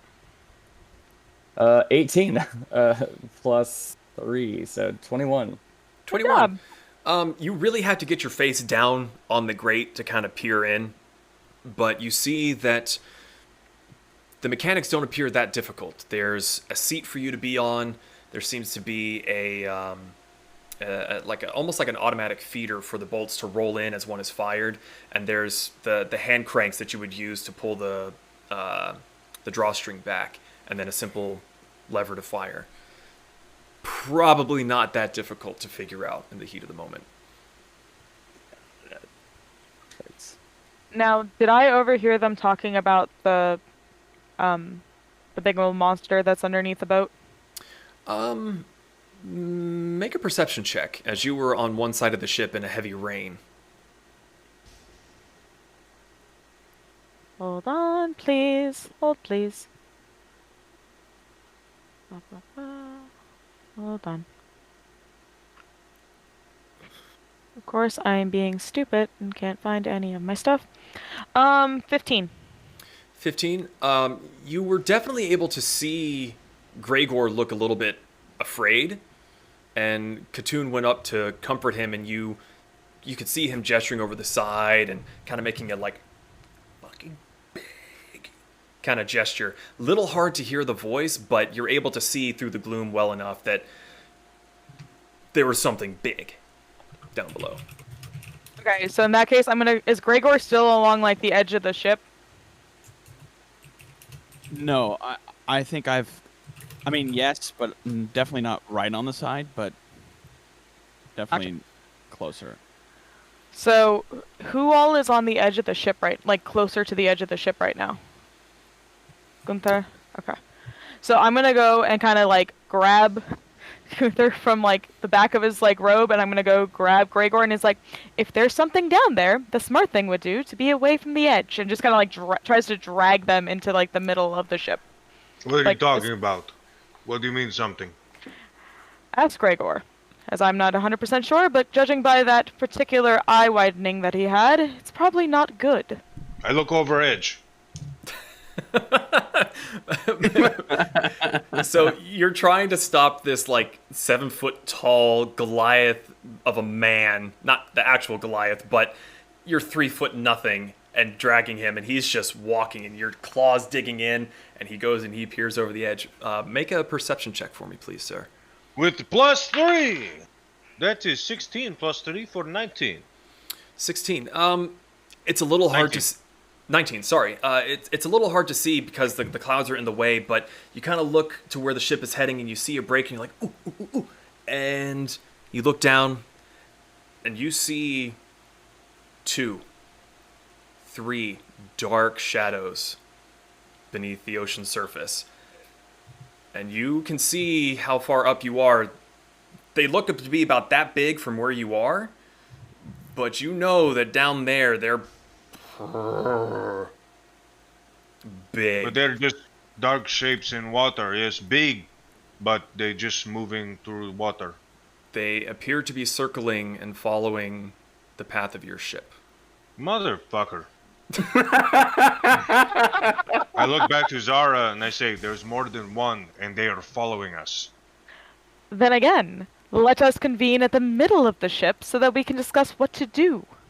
Yes? Away from the edge. Come. Let's go. Come, big My one. vote be on cry. All She right, just, like- scaredy cat. Oh, ha. I get it. Gunter, you're a Kind of Goliath. climbs up to the top of Gunther and like grabs the back of the mohawk. She's like, "Do not call me that again. There is a difference between being scared and being smart. Would you like to see that difference?" Down, pussy. If you're giving out lessons, then sure. Let's handle these first, and we shall handle your lesson later, shall we? And she just kind of yanks on his head and kind of forces him, like, trying to. Do you Why are want to you let doing her? this? Do you want to let her pull you aside, or do you want to fight it? It's fine. Does not bother me. Okay. You're a Goliath, right? Did I miss I'm a that? human. I'm Yeah. 7'5". He's just big. It was a poor choice of Big, words. I yeah, said yeah. a Goliath of a man. He's not an actual Goliath. He's just, Yeah. compared to what you're used to seeing other Goliaths, this is a big fucking dude. Yeah. I Okay, cool. picture it. Like to see. He's like Suave. if Shaq and a leprechaun had a baby. Suave is still just trying to batten down his hatches and just sit and try and. Are Not you looked top deck? over. Or are you down Yeah, below? I'm still top deck. Okay, just making sure, because there's no hatches up top to batten down. But No, well, it's not a literal battening down of hatches. I'm trying to- just checking. I'm footing. trying to be accurate. Job, Ian. Thanks. All right. So as Zahar is trying to pull everyone away from the edges of the ship, it was a very good call. As you are all, most of you who have been sailing are familiar with water spraying up over the edge as it dips and dives into the water, and Nice. It is going Big boy. Very nice. Look at you go. suddenly there is a splash of water from below that comes over the side of the ship, as if you're back down at the ocean surface. And then there's another one off the side. Squirtle. We're being attacked by Squirtles. Fucking kill it. And then there's one that comes up further over the edge and arcs. And something seems to come out of it and is deposited on the ship. There's a spray of water that washes over, and you see this crouching figure is scrambling to get up. It's webbed and gnarled and seems to be sea-soaked. Sharp, pointy teeth, and it's holding a weapon. And then another one on the starboard side of the ship. Another one near the stairs on the port side. And then a final fourth one that seems to come over from behind the captain. You see these 4 humanoid shapes appear on the ship. They are hissing, growling, sputtering, just angry, just and you hear from far below this deep rumbling growl that from how far away it sounds, it shakes your bones. I need everybody to roll initiative. Yeah. Yeah. Just so Dungeon Master is aware, I roll twice for my initiative. I have advantage. Hell yeah. Would be a 19 for Suave. 12. 11. 9. Sorry, give me a quick sec. I'm trying to catch up. You're going so fast. Dare you? I know. Jack. Katoon, what did you roll? Creepy as fuck. That's great. Katoon, sorry, what'd you roll? Oh, 9. A 9? Okay. I need Suave, a what'd you roll? 19. 19. And as I saw the waves flick up and even a single figure hop onto the ship, would I have had the chance to grab my rapier and yell its trigger word? Sure. I'll let that slide. Jack catch. Gunther, what'd you end up rolling? 18. 18. 16 plus 2. Gregor? Oh, Gregor, what'd you roll for initiative? Oh, I'm so sorry. 12. 12. And Zahar, what was yours? 11. 11. All right.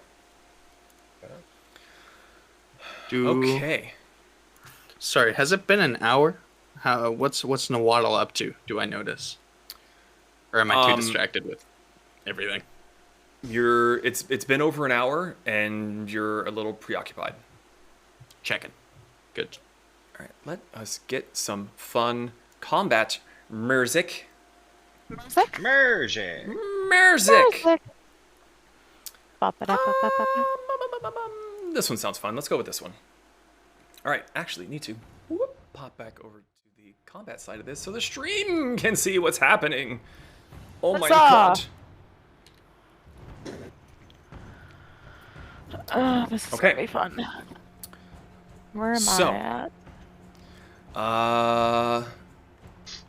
Let us begin.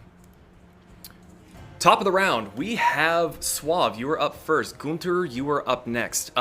Before we super start here, let's get everybody where they were. So, Zahar was near Gunter, pulling him away. Yeah. Katoon, where were you for this, or where would you like to be? Kind of over by the captain, like by the wheel, I believe. Okay, so over here? Yeah. Okay. Gregor, were you up with the captain as well? Yeah. Yes, because I'm kind of like by the stairs right there. Okay. Yeah. Yeah. Suave? I'm where I would have met Nawaddle and just kind of crouched down, kind of keeping my footing. Okay. We can stick you here by the stairs. Be all right. It'll give you a railing that you would have been holding on to. So, All right. guess we'll kick it off with the first attack of the round of the campaign. And move myself right there, if you can see that. One more time, sorry. Can you see that? Yeah. So you rush up to the first sea spawn. And I would like to cast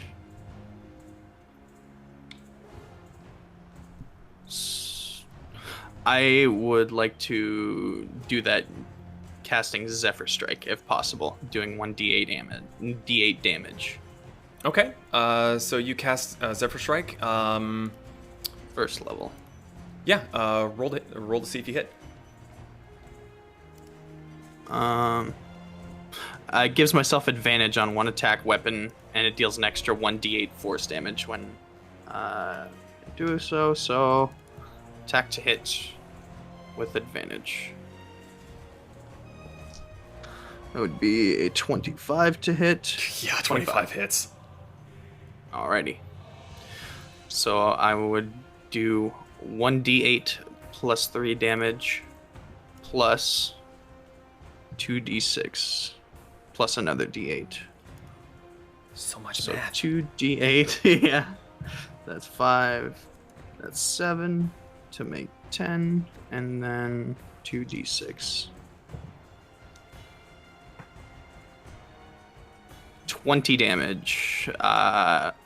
10 of it being fire, 3 of it being force. Nice. So a good solid hit. As you all see these creatures pop up onto the deck, Suave, who had been a little bit nervous at first throughout most of the flying part of the journey, seems without fear, lets go of the railing, draws his sword, and just goes straight for the first closest sea creature and just stabs him. And then... Is this a wall in the center here, or is that the rigging? No, that's flat. You can see the other one over there. That's just metal grating that's on the floor. Right, but I can pass through over to the other side? Yes, that's just Okay. a rope. So I would have used 10 of my 60 feet, and I'm just going to move the rest back here towards Kitty Cat and Gunther. Okay. Just It does. regroup. It will get an attack of opportunity on you as you That leave is its fine. space. All right. So. Let's see. It's going to. Oh, Make sure let's my see. Leather is on. It is going to try and bite at you. That would be a 15. Does not hit. Does not hit. So you run in, stab it. It makes a noise and it goes to bite you. It's like, but it just hits air. You hear the teeth click shut and you're like, nope. Running backwards. Fuck away from off, it. you flambéed salmon. Okay. Is that it for your turn, sir? That is. Excellent. Gunter, it is your turn with Gregor. You are on deck. Alright, order of operations. Is Zara still on my back? I don't believe she said that she got off, so yes, she would be on your back. Okay, well, I look over at... Can you see this? Yes. This guy? Right here? Yes. I would like to use my bonus action to enter Rage. Very good, very good. And I say quickly as I grab onto the holy symbol, Valkyrie finally sends me foes to test myself against. And guys, you're gonna have to bear with me. I'm new to this whole online thing. It's all good. You want to be right about there? Yeah, my weapons are not drawn. I'm going to grab this thing and throw it over the edge. Okay. So with Zahar on your back, you're just like, let's go. And Zahar, you're just like grabbing onto his hair, just like on for the ride. And you see this big burly man go to grab hold of this guy. Make a, it's going to be a grapple check. Okay. Is that a strength I am- contest? Since I Yeah. am raging, would it be athletics or you want me to do strength? Do strength. Okay. I do have advantage because I'm raging. Yep. Ooh. That's a 22. Yeah, you're able to grab this guy with no problem whatsoever. So we'll say for you have 2 attacks, yes? Yes, I do. Okay, so we'll, for the sake of flavor and because I fucking love this idea, your first attack is to grab this guy. Your second attack, roll a unarmed strike to see if you're able to kind of toss him over. Okay, just a Geek straight check. roll. Yeah. Roll a d20, add your strength. Okay. That is a 13 plus 4 for 17. Yeah, so you see him just grab this thing by the throat, by an arm, lift it, no problem, and just go, goodbye, and just chuck him at the edge. The legs hit the edge of the thing, and you just see this wet, spinning fish man cartwheel off the edge and just fucking gone. She just kind of pats his head and she's like, "Good job, biggin." Is that all? I want more. We'll get more. Okay, I'll turn around. I used an attack, so my rage will stay with. If Zara needs me to move anywhere, if she wants to stay on me, I'm completely fine with that. Do you wanna head towards that other one that's on the far right hand side, closest Yes. to us? I'll use the rest of my movement, which I do have a total of 40. Okay, so you were here. That was Yeah, I was that right was 20, here. so you can do another Or here. Yeah. 40. You can get about there. Okay, perfect. And I will look as menacing as possible as I'm stomping towards that other one. With a like a Halloween like fuzzy catch like on the top of your head. I am Groot. I am Groot. All right. And we have Rocket on my back. Yeah. By the way, how hurt does that fish look after I stabbed it? It's still So-so. doing okay. Yeah, Yeah. it's doing all right. Okay. It is now the fish people's turn. No, he did not save. The one that you threw over the edge failed his dexterity save to grab onto the sail and is just he's gone. Goodbye. Do physics work the same way? If you were to jump from this height onto water, it's like concrete? Yeah, he's dead. Okay.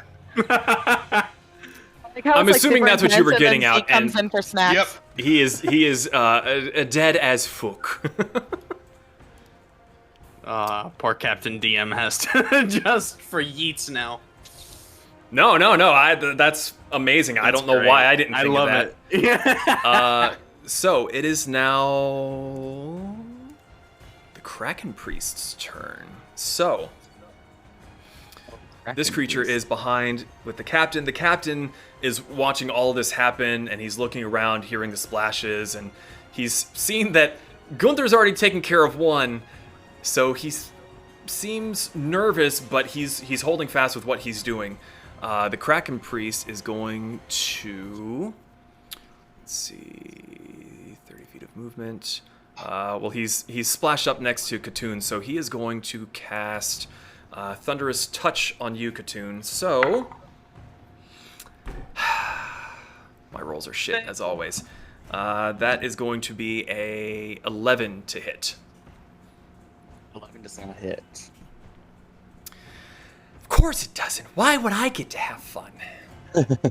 Because fuck you, that's why. Because fuck you, that's why. Okay. So Don't mess with my boys. let's see.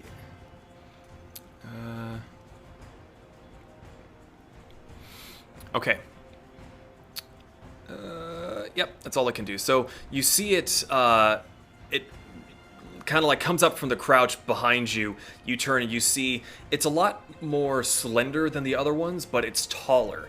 And it has a different sort of adornment to it. It has like a big fin that goes down the middle of its head like a mohawk. And you see it reaching towards you, and there seems to be electricity crackling between its fingers. And it goes to grab you, and you just smack its hand out of the side. And that is going to do it for its turn. That brings us to Gregor. Zahar, you are on deck. All right. I would like to take my... I basically have my crossbow in one hand and my battle axe in the other. Okay.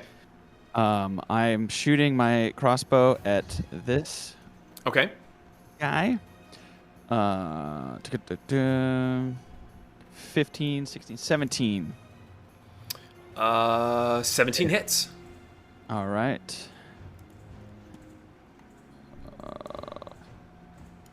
4, 5, 6 damage. 6 damage. All right. All right. Then, as I do that, I'm going to jump down the stairs on top of this one. Okay. Are you making an attack as well, or just jumping? Yes. Basically, I'm jumping on top of him and attacking with my battle axe. Okay. Make a dexterity check, since you're jumping down the stairs. Yeah. 17 plus 2. Oh, yeah, you nailed it. So Yeah. you come down and you're bringing your weapon. Roll for an attack now, please. All right. Had to make sure you weren't going to slip and fall. 22. 22? 24. 24 for battle. Fuck. For Yeah. Okay, it hits. Yeah, so sweet. Actually, I think that was I don't know, nat 20. No, it wasn't. Was it? Leave it to sashimi. Okay, so that hits. I'm doing 1. So perfect. That is 8 damage. 8 damage. Not bad. So, Katoon, as you're blocking the hand away from the Kraken Priest, you see a bolt come flying over and hit into its shoulder, and you glance back behind you just in time to see Gregor just leap off the stairs with axe raised, and then he disappears from view. Okay. In landing on this guy with my battle axe, do I knock him to the ground or anything, or? You know what? Let's find out. He is Goliath. He is Goliath, and you know what? My dice are in the favor of the players. The man goes down, he is prone. Awesome. And as So- my bonus attack, my Oops, bonus my bad, action, sorry. I can basically shoot my crossbow. And I'm going to shoot. Well, you will be at disadvantage. I One, am because not you're in at melee disadvantage. range, and 2, he's prone. I'm not at disadvantage because I am a where is it? I'm an expert crossbow expert. And then it basically says where I'm trying to find it in my character sheet. Sorry, bear with me. Yeah, let me take a look real quick. Where is it? I just read it. You ignore the Sorry. loading property of crossbows, which you are proficient within 5 feet of a creature that doesn't impose disadvantage on your range rolls, and when you... Okay, so... Or am I reading that wrong? No, you're reading it correct. The problem is that he's prone. Okay. That I'm trying to sort through. But at the same time, he's prone right there. So I'm going to say no, you do not have disadvantage, so it's a normal roll. Okay. Let's go. 14 to hit. 14 hits. All right. Nice. For Nice. How much damage? 10 damage. Another 10 damage. So you jump down, hit this guy so hard in the shoulder, you bring him down to the ground, and while he's down, you just go and just hit him right in the back. And it is snarling and hissing, and it's hard to see the color of his blood, but it's dark, and it is just pooling onto the floor of the ship right now. Okay. How much? I have 30 feet. Yeah.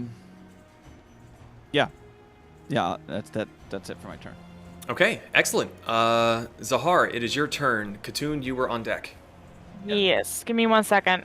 I just realized I have to check something real fast. I would like to cast Death on the creature. Alright. No, I was all excited. I had this whole attack, then I realized I forgot to pick up a damn plant on my way to the stupid boat. So I can't use it. Give me 1 sec. Well, Zara, I might be able to help you in that regard because I have bones and moss and things of that nature on me. You don't happen to have anything with a stem, do you? I have twigs and runes and stuff on me. So that could help you. I don't know. That's up to Ian. So, Zahar, as you are patting yourself down, you realize, shit, I must have left my bag somewhere. But then you look at your manly mount and you go, oh, this'll work. Look at his beard. I'm gonna borrow this shit. Yeah, he's a dirty guy. He's got shit sticking in his hair. Why not? Okay. So then on, let's see, this dude right here. Mhm. That one. If I could make it do what I wanted to do. Yes, this guy. I'm going to use Thorn Whip.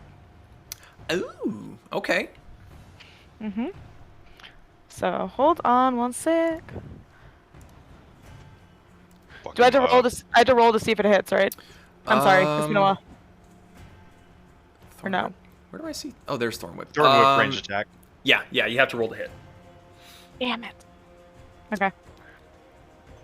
16. 16 hits. Yes. Oh shit. Okay. Here we go. Here we go again. 10. 11. 11 points of damage. So, Gunther, as you have turned to go and attack this other creature, you feel some shifting and a little bit of like a tug on your shoulder, and the next thing you know, you see this long, thorny vine just come whipping past over your head, just right, and just gets him like right on the snoot, and you just see his head rock back and blood flies everywhere. He's not looking too happy. Would you say he could be bloodied? Yeah, he's pretty bloody.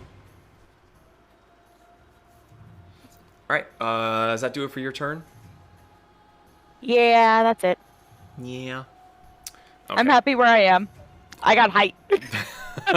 Weren't you just bitching about height a minute Now ago? you're happy about But it height. helps. The high ground means you always win.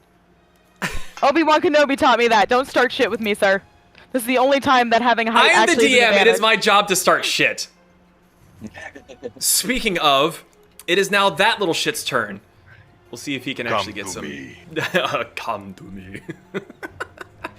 We'll see if he can actually get anything done here. Okay, so it is going to move and get right in between Suave and Gunther, and he's ready for some payback. So he's going to make one attack against Suave and one attack against Gunther. So, Yes, sir. let's see. That is a natural 20 on Suave and a natural 1 on Gunther. second. Oh, please describe how this happens. Yeah, I get hit. Okay, so that is going to be... Where's my dice? Give me the dice, you bastard. There we go. Alright, that is going to be 8 bludgeoning damage on you, Suave, as it sort of like, as it's running, it just sort of like headbutts you, and then it spins and it sweeps its tail at Gunther. But Gunther, you see this thing coming because you were already charging towards it, and you just like shoulder down into it and just block it with your arm. You're like, come on, harder. I like it rough. But as the tail comes to hit you a second time, Gunther, It spins around and hits. does a 20 hit, Gunther? A 20 does hit. Okay.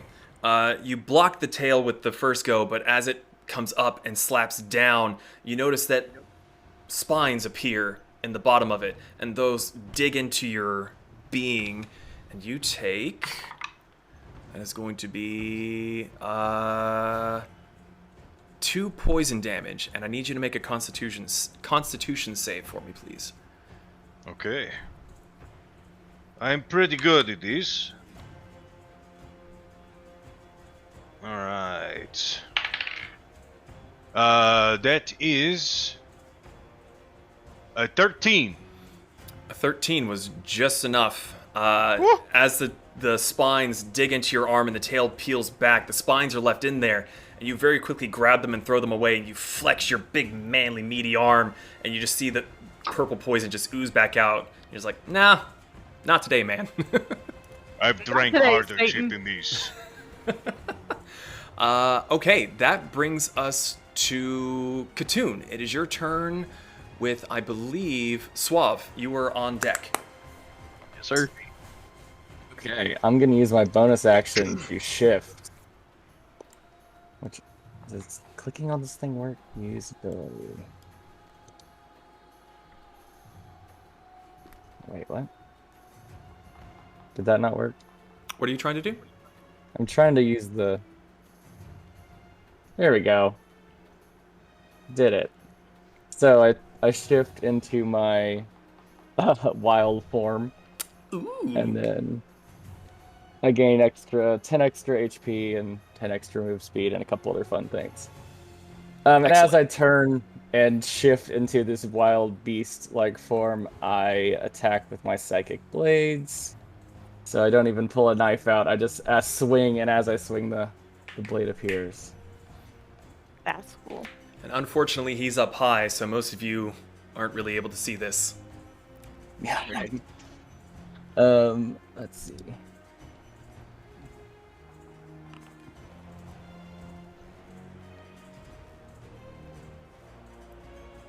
Wait, did that work?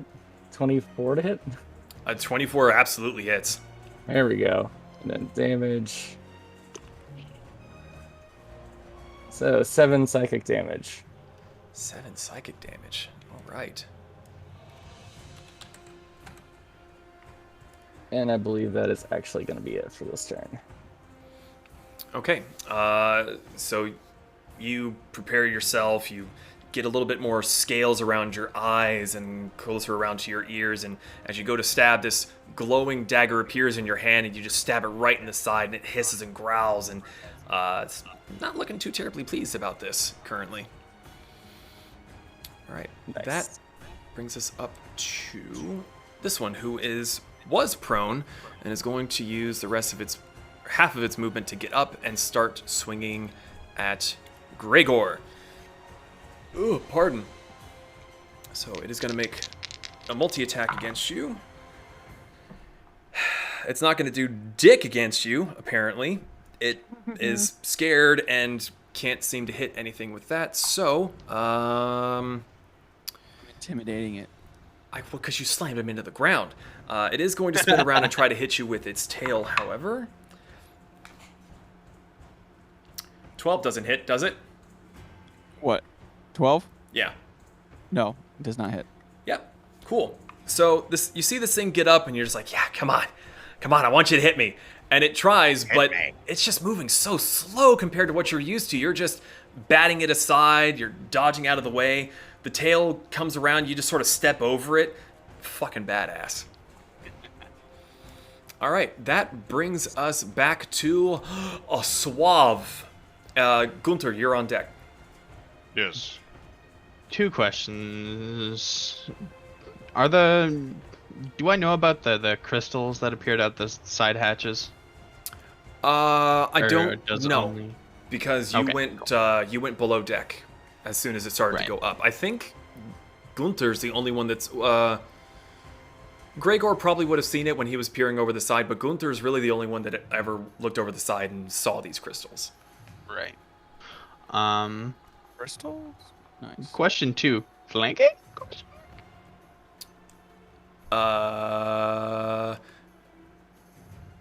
Yeah, if you moved once, yeah, that's technically flanking. I would like to bonus action swap to my dagger, Excuse me. and then use my action to grapple it with advantage, and just hold it hostage. Oh, okay, So that interesting. Gunther can beat the shit out of it. Yeah. Okay. It's going to be a strength challenge, so roll a d20, add your strength. I don't think you're going to have a problem. 14? Yeah, versus 5? Yeah. Uh-huh. Solid. I'm going to melt these dice later, which is a problem. I like them. They're green. No, they're really good dice. I love these dice. So yeah, the creature is now grappled. It had gone to bite you, and it actually did it hit you the last time around? I can't remember. It did got a natural headbutt 20 me, on and then its tail went to whip. Right. Gunther, So backtracking, it headbutts you. You said, "Ow!" Fucking rear naked hold, and that's when the tail was lashing around and what hit Gunther. And now you're just like, "Come on!" I'd like to hold him hostage with the blade at his throat and show Gunther his bloodied, terrified face. It's very nice. That's all for what you've got going? Yep. Okay. Gunther, you have prime real estate target right in front of you. What are you I'm doing? going to draw both of my warhammers. As I hold them in both hands, I am a dual wielder, so my armor class goes up by 1. And I'm going to clap his skull in between these hammers. Okay. Do I have almost feel advantage sorry on for this strike? guy. Yeah. Very well. Okay, that is going to be a 18 to hit. Yeah, it hits. This first strike has my Divine Fury in it, so you see the right hammer in my right hand. The head begins to glow with a golden aura, and clap! Oh, that's max damage on the D8. Divine Fury, not the best in the world. So that is 12 points of bludgeoning damage and 6 points of radiant for the first strike.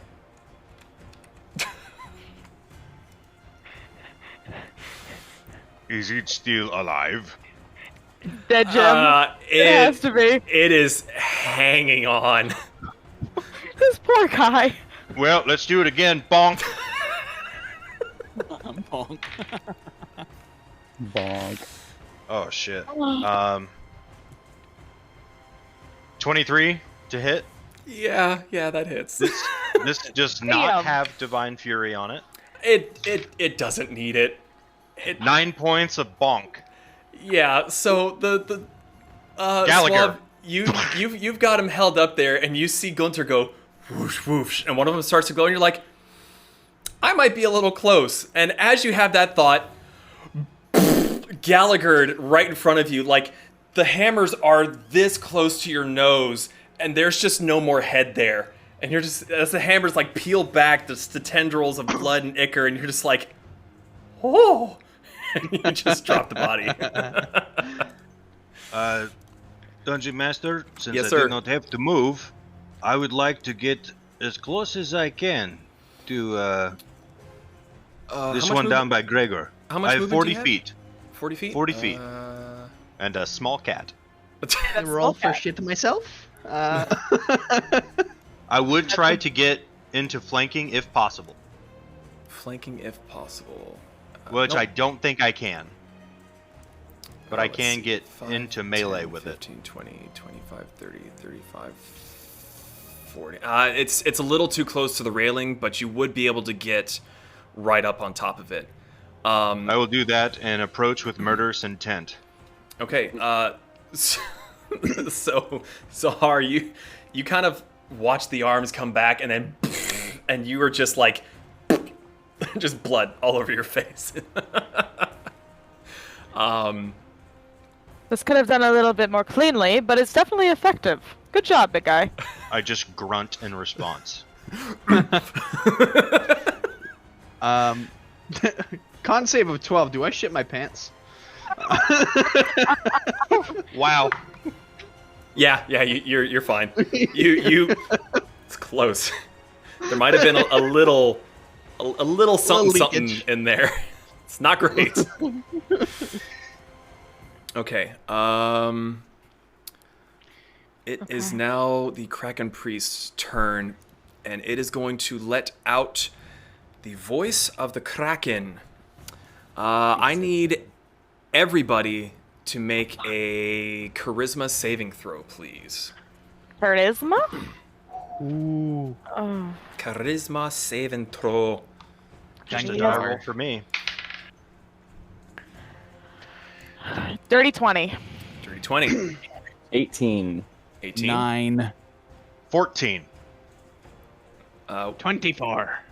Okay, so you bastards. Gunther just barely squeaked by with a success. Hell yeah. Gregor, you hear this sound coming from behind you, and you're suddenly very happy that you jumped down from up top. Whatever made that noise, you want nothing to do with it. You are currently frightened of the Kraken Priest. But thankfully, there's still something to bonk, so for the moment, you're like, It's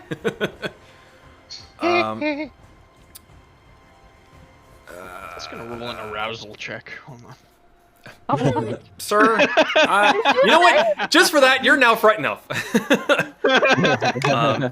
It is going to reach out and try to grab you again, Katoon. That is going to be a 22 to hit.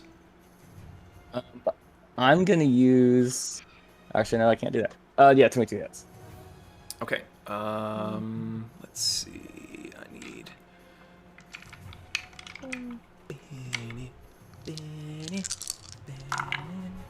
I need to see.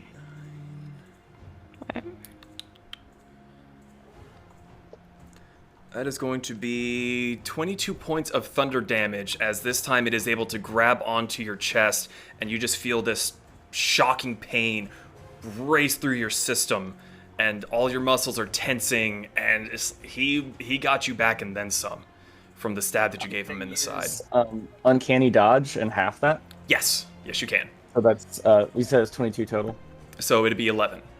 So you feel it grab onto your chest, and you feel the pain start racing through your body, but your reflexes are so good that without even thinking, you smack the hand and kind of duck out of the way to stop the full effect from hitting you. But you see, like, your whole body and the whole top part of the deck is lit up by the remaining electricity crackling between its fingers.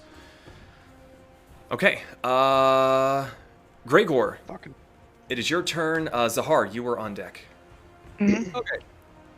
I basically am attacking this guy with my battle axe. Bam. Ah, nice. That is a critical hit. A nat 20? Fuck. Nat 20. Critical hit, which I don't know what happens. Double the dice rolled. Okay. For damage, right? Correct. Sweet. So,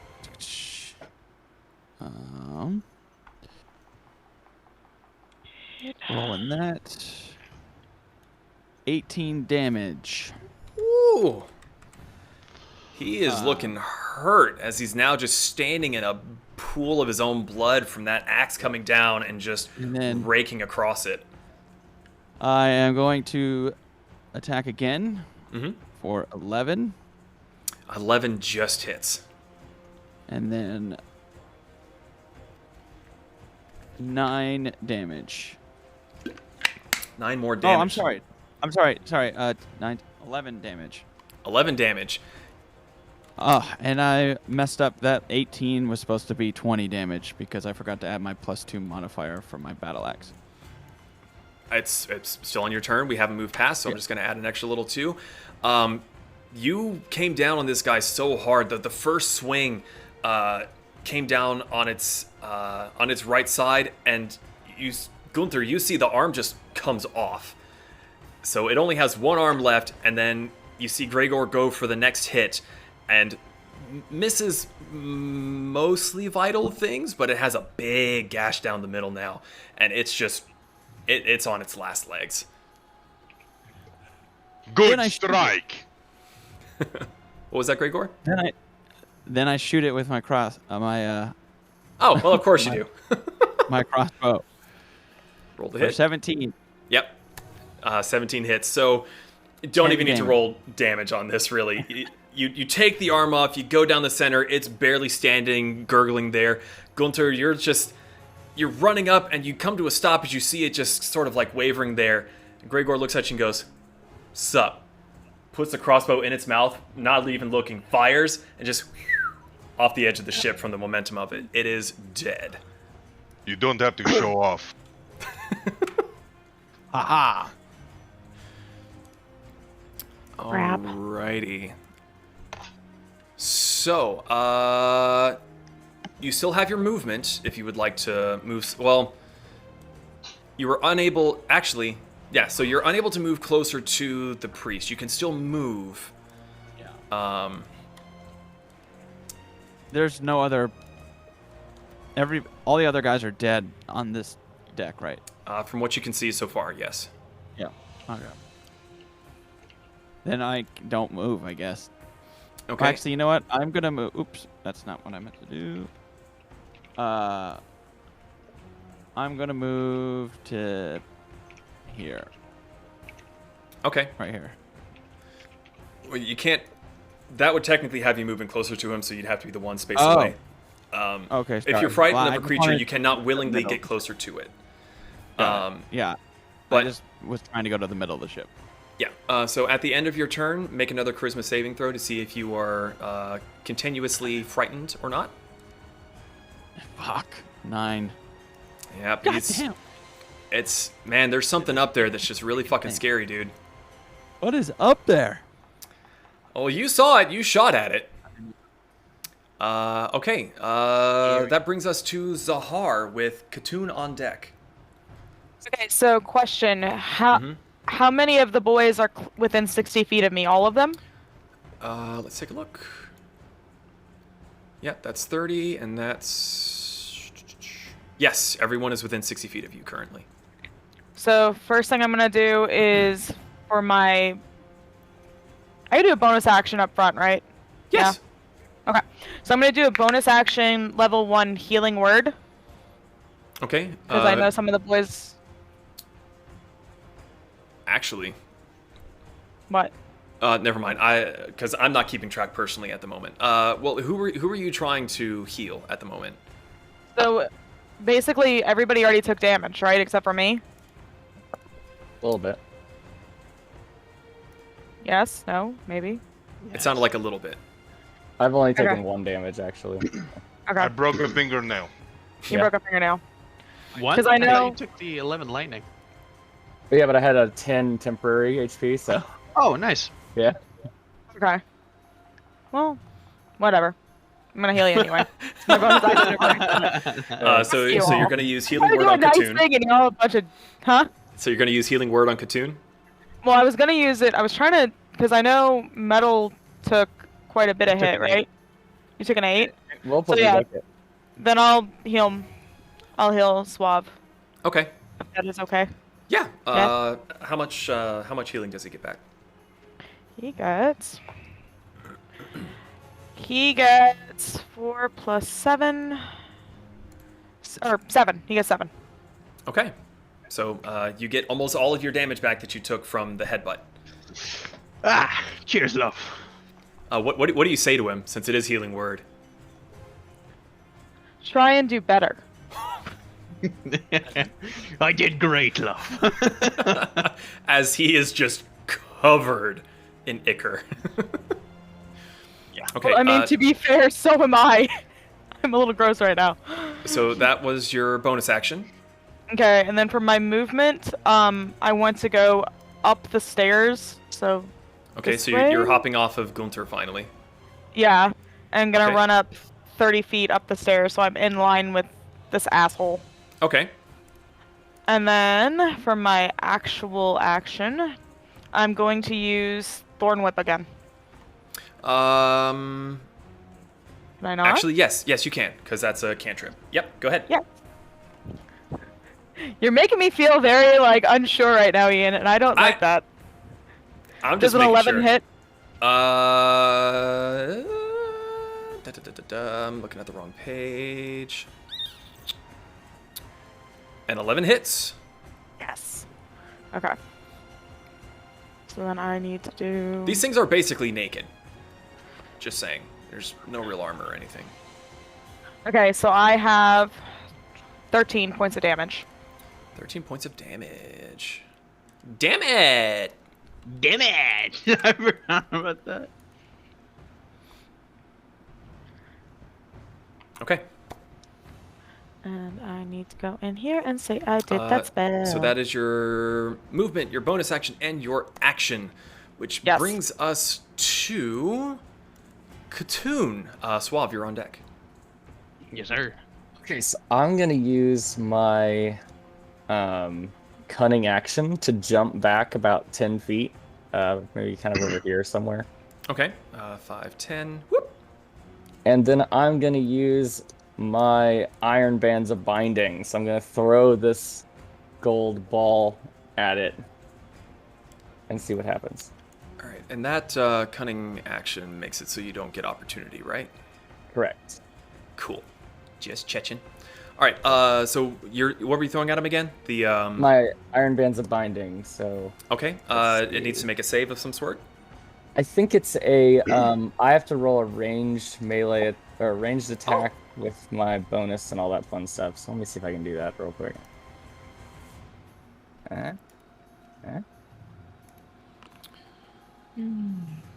Okay, so it's a 13 to hit it. Just And that with was this ball. So you rolled a d20, added dexterity and your proficiency. Yes. Okay. Yes. So that was a 13. That does hit. Okay, so it is restrained until it uses its action to try and break free. Cool.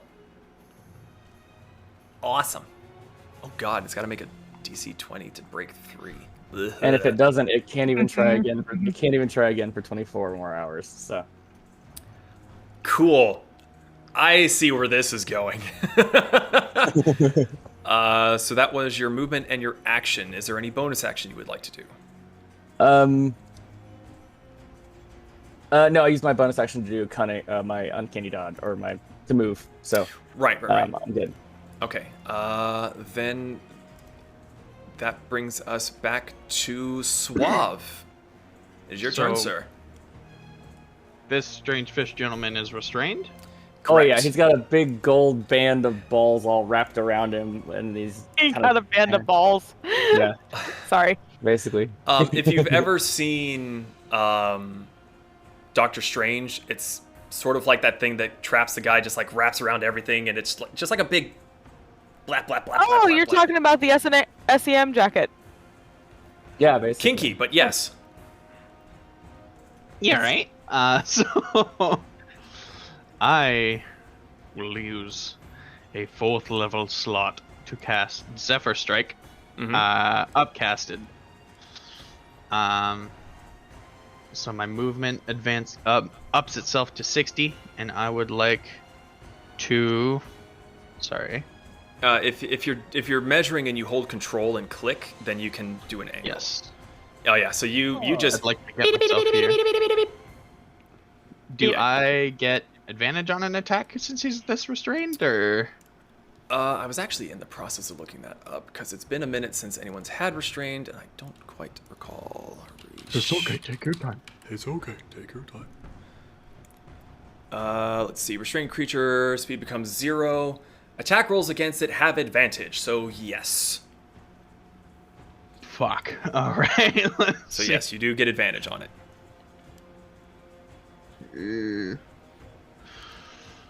Does a 13 hit? 13 hits. Okay. So I do 1d4 plus 3 damage as I am using my dagger at the moment, plus 4d8 from Zephyr Strike. So I do Oh, metal. 5 damage plus. Where's my d8? Son of a bitch.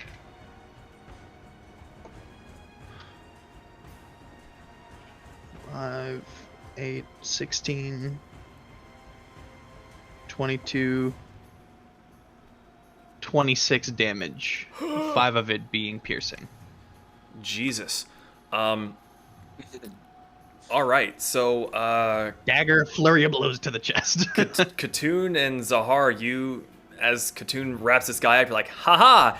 And you see a blur, and the next thing you know, it's just fucking prison shanking this guy from behind. Gremlin style. Nice. Is that going to be it for your go, sir? And it will be it for me. Okay. Gunter, that brings us to you. Gregor, you are on deck. We can't hear you. I can hear him. There it is. Can you hear me now? Yes. Yes. There you go. Very well. More bars and more places. Okay. I will. Is there anything alive in front of me? No, you do still hear combat happening up the stairs in front of you, but as far as the main deck that you're on, everything's dead. I will run upstairs with 40 feet of movement and go towards Bastard in iron bands. 5, 10, 15, 20, 25, 30, 35, 40. That's about as far as you're able to get. Not quite close enough to get into melee combat with it. Action dash, get into melee. You're into melee. I have Flank. 2-weapon fighting. I will smack him while on ground. As Okay. a bonus action. All right. Could you have So gotten you into all flanking hear and while he's touching me? feel this thump, thump, thump, thump, and just coming in for a fucking clothesline. Roll your attack. With advantage, right? Yes, because he is restrained. Well, that's his shit. 12 to hit. 12 still hits. He does Are not you have a lot of shitting armor. me? He does not have. He's got a decent amount of health, but not a lot of armor. Fish scale only does so much. Against Well- Holy Hammer. This has Divine Fury on it. First attack I make in the round. That's 8 points of bludgeoning and 5 points of radiant as I go Gallagher again for the head. All right, Suave, you're getting flashbacks as this lumbering giant comes towards you, like, God, no! And just right in the forehead, you see the head rock back. Not so much gore and ichor this time, but you can definitely see that the creature reeled from that hit. I will stay in play. That is my turn. Okay. Shit my pants check with disadvantage. It is back to the Kraken Priest's turn, and he needs to make a strength check to get out. Yep. He has to beat a 20. Just got a 20. I rolled a 19. It's +1. Amazing. Okay. Meets it, beats Whew. However, it can't do anything because that was its action. So as Gunther comes up and just clotheslines this guy in the forehead, it just, for how skinny it is apparently quite strong as it just like breaks out of this restraining device and just like gargling cries out to the sky. And as it does, lightning arcs over the edge or over the bow. Fingers are sparking. It's pissed, but it can't do anything. Rabba! Gregor, it is your turn. Zahar, you're on deck. Well, I'm frightened, so I can't do anything. True. You could spend your action to try and shake it off, but... Okay. Yes, I will do that. Okay, make Come another on charisma now, check. 12! Poor giant baby. Wait, am I supposed to do a saving throw? Charisma saving throw, I'm sorry, yes. Okay, good. Yeah, that was, what did I just roll? I just rolled a 12. Oh, yes, sorry. 12 is just what you needed. So you're down there and you see everyone running up there and there sounds like there's more fun. You're just like, fucking come on! And you're like, okay! So now you have a bonus action and movement still. All right. So I am going to move to here. Yep. There you go. And as my well, that was my bonus action. I guess I have an extra. I have 2 attacks. Does that Your count? movement, no? Mm-mm. No, that's The, right. So that's it. That's all I do. That's all. You I have do. 2 attacks per action, but you use your action to break out of the fear that and you my were in. bonus action was to move. Actually, Well, no, the bonus action wasn't move. You just have your movement. You still have a bonus action. okay. As excuse me, as my bonus action, I'm going to shoot my crossbow at him for 20. 20 to hit hits. and 8 damage. 8 more damage. Then I am going to action surge Ooh, okay. and basically attack. Well, wait, an action surge is an additional. You're, okay, yeah, you're not Yes. currently within melee range. that's fine. I'm just gonna shoot my Can you crossbow. crossbow again with a full action? Yeah, nice. I'm gonna crossbow. It's also again. a light hand crossbow, so it's just... Yeah. Exactly. I'm also proficient. I'm an expert, so I don't have to. Loading is not a Right. 19 to hit, 19 hits. 9 damage. 9 more damage. Now, since I get I action surged and I get 2 actions or 2 attacks per action, I get that Fire attack again. Yep. Especially I'm since you gonna have fire. that feat. For 20 hits Yeah, 20 hits. and 8 damage. 8 more damage. This guy already had spines in him. He's got a lot more spines now.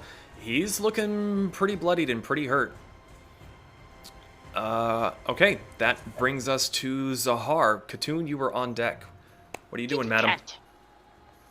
So, let's see, where am I at here? So here's my question: because there's people between me and him, would I have to move around them to be able to use the thorn whip, or should I just use like a?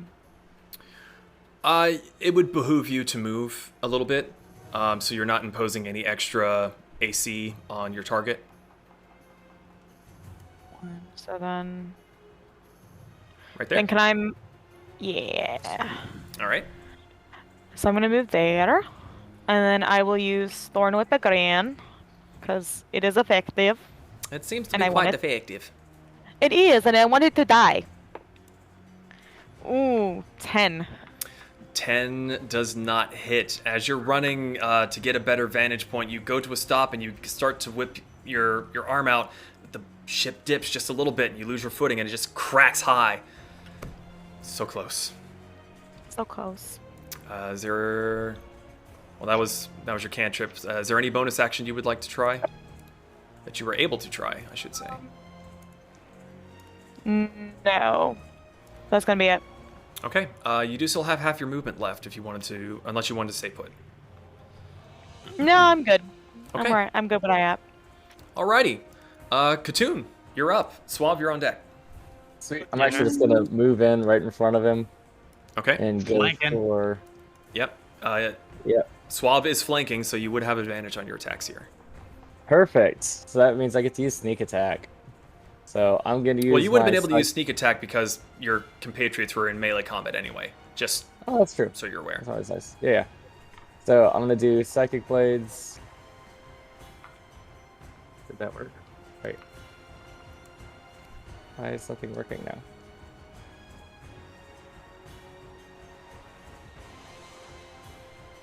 I swear this was working a second ago.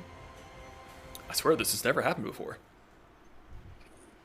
It says I lack permission to use my own character now. That's exciting. On D&D Beyond? No, I was using it on the VTT. But Interesting. that's okay. I'll do it on D&D Beyond. That'll be easier. Oh, that's really weird. I don't know why it would revoke it. I don't have Yeah. permission on my Okay. character either, to be fair. I That's can't a- use any actions on it. Okay, so a 17 to hit on the Oh, psychic yeah, blade. 17 hits. And then I need to do the sneak attack, which is there is that one. That's my sneak attack damage, and then What was the my damage? The damage for the actual blades is 10 damage, but then an extra 13 for sneak attack. All right. How do you want to do this? I mean, there's psychic blades, so I guess I'd pull the second one out too, and I dig both of them into it, and just rend him asunder. Okay. So Suave, you're getting more flashbacks as someone else is running up to the guy that's right in front of you. But thankfully it's not hammers this time. It's just you see him sort of like reach in the middle of the air and a blade. Do you have a particular color that you would like it to look like, your psychicness? Like kind of a blue lightning kind of look. There we go. So this blue, like, staticky, shocky blade comes into one hand, stabs into the neck. His hand comes up, another one jabs in, and he just twists, and the head just falls off towards him, thankfully. Hold on. Yeah, towards him. So you're saved the blood shower again, but even still, with all the rain that's pouring down, you're kind of clean at this point. But that dispatches that creature, and it slumps to the ground, dead as a Or now. Dead fish. fish. Fish. Yeah, dead as a dead Nice. fish. Fucking nailed it. Good job. Nice. All right. Grab my offhanded rapier, say no pray, no pay, and shove it back into my pocket. It's, quelling the flame. Alrighty. So, that brings us out of combat. You hear the blood pumping in your ears from this sudden surge of creatures that came and attacked, and they seem to have been dispatched relatively easily. Few of you took some damage. It was a bit scary. You know, there was a poison spines that went into Gunther, but he was able to shrug it off. Katoon was able to avoid the worst of the lightning hand of the priest that he dispatched later on. As of now, you hear the lightning and the storm around you. What are you all doing? I'm going around picking up all of my arrows that I shot. Where are the crew? Yeah, that's a good question. I am the captain now. As Did of they right just, like, now, the captain is run on off? the wheel. Okay. So that's it. The captain's been on the wheel the whole time as we're like just fighting. Someone's gotta steer. Around. I mean, I'd rather not crash, so that's not a bad thing necessarily. But I love it. Zahara's gonna start kind of like looking around and see if she can see where any of the crew ran off to, or if she can hear them. For the moment, it's quite loud on the ship with the rain beating down, the lightning and the thunder. It's hard to hear much, and even with the captain standing right there and he's shouting at you, he's saying, "Is that all of them?" It looks like all of them. Have you ever seen anything like this before, Captain? The secret, yeah, I seen them before. The nasty blighters thought we'd be safe up this high. I would like to speak with the dead and ask the Kraken priest up to 5 questions that are brief, cryptic, or repetitive in nature answers. Interesting. All right. So you I kind of also cast tongues just in case. While this is happening, I kind of shake it off, and my form returns back to what I normally look like. I just press my hand on its chest so that I understand any spoken language that I hear. Okay, I And was just making sure that tongues wasn't a technically? concentration or anything. I couldn't remember. No, neither are concentration, Yeah. thankfully. Excellent. So, you all watch as Suave basically grabs the head, stands up, says something to himself. Again, it's hard to hear over the rain. And then he says something again, and you see the eyes in the head that he picked up that were rolling kind of animate back to life, and the mouth looks like it's trying to gasp for air, but there's no inhale of sound. What are your questions? First one is, what is your master? There's a gurgling sound. The rest of you don't understand it. It's kind of gurgly and a clicking sound. But Suave, you understand it as Seto commands us. Seto commands us.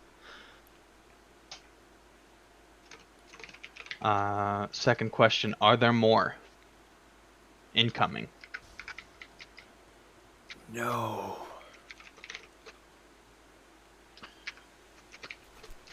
Is this storm you're doing? Again, you hear a sighing, no.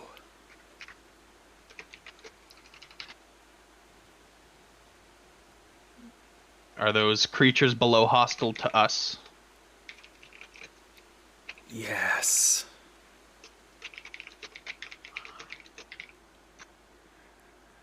Are those creatures below hostile to you? There's a final sighing, no. And the jaw falls slack again, the eyes just sort of dipping apart as the life once more leaves the creature. And as the spell comes to an end, the captain, though he's trying to look ahead and is looking back at you, the ship suddenly dips a little towards the front, and he wrestles with the wheel. And he is cursing. He's like, what the bloody hell was that? And he kind of looks back at all of you. Go check below decks!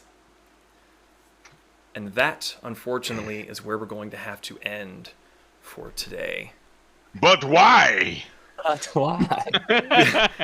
Because I have work I have to get ready for, unfortunately. And some of us also As have to do get I. to our jobs. But seeing as we were not able to finish today, that means that we will be back to see what is below decks and what the rest of this journey might entail.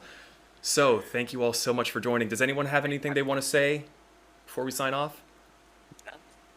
Should have given Again. 10 to Seto. Okay. This is fun. Well, Yeah, that was good. thank Enjoyed you it, all guys. so much for being here. If you're not already part of the Discord, please join us. The links can be found down below. It'll be in the description of the podcast. This will be coming out in podcast later as the mini-series happens.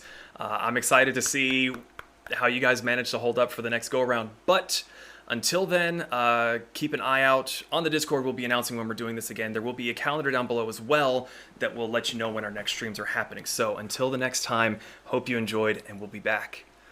Enjoy your Thank you. weekend! Yeah. Hey, guys.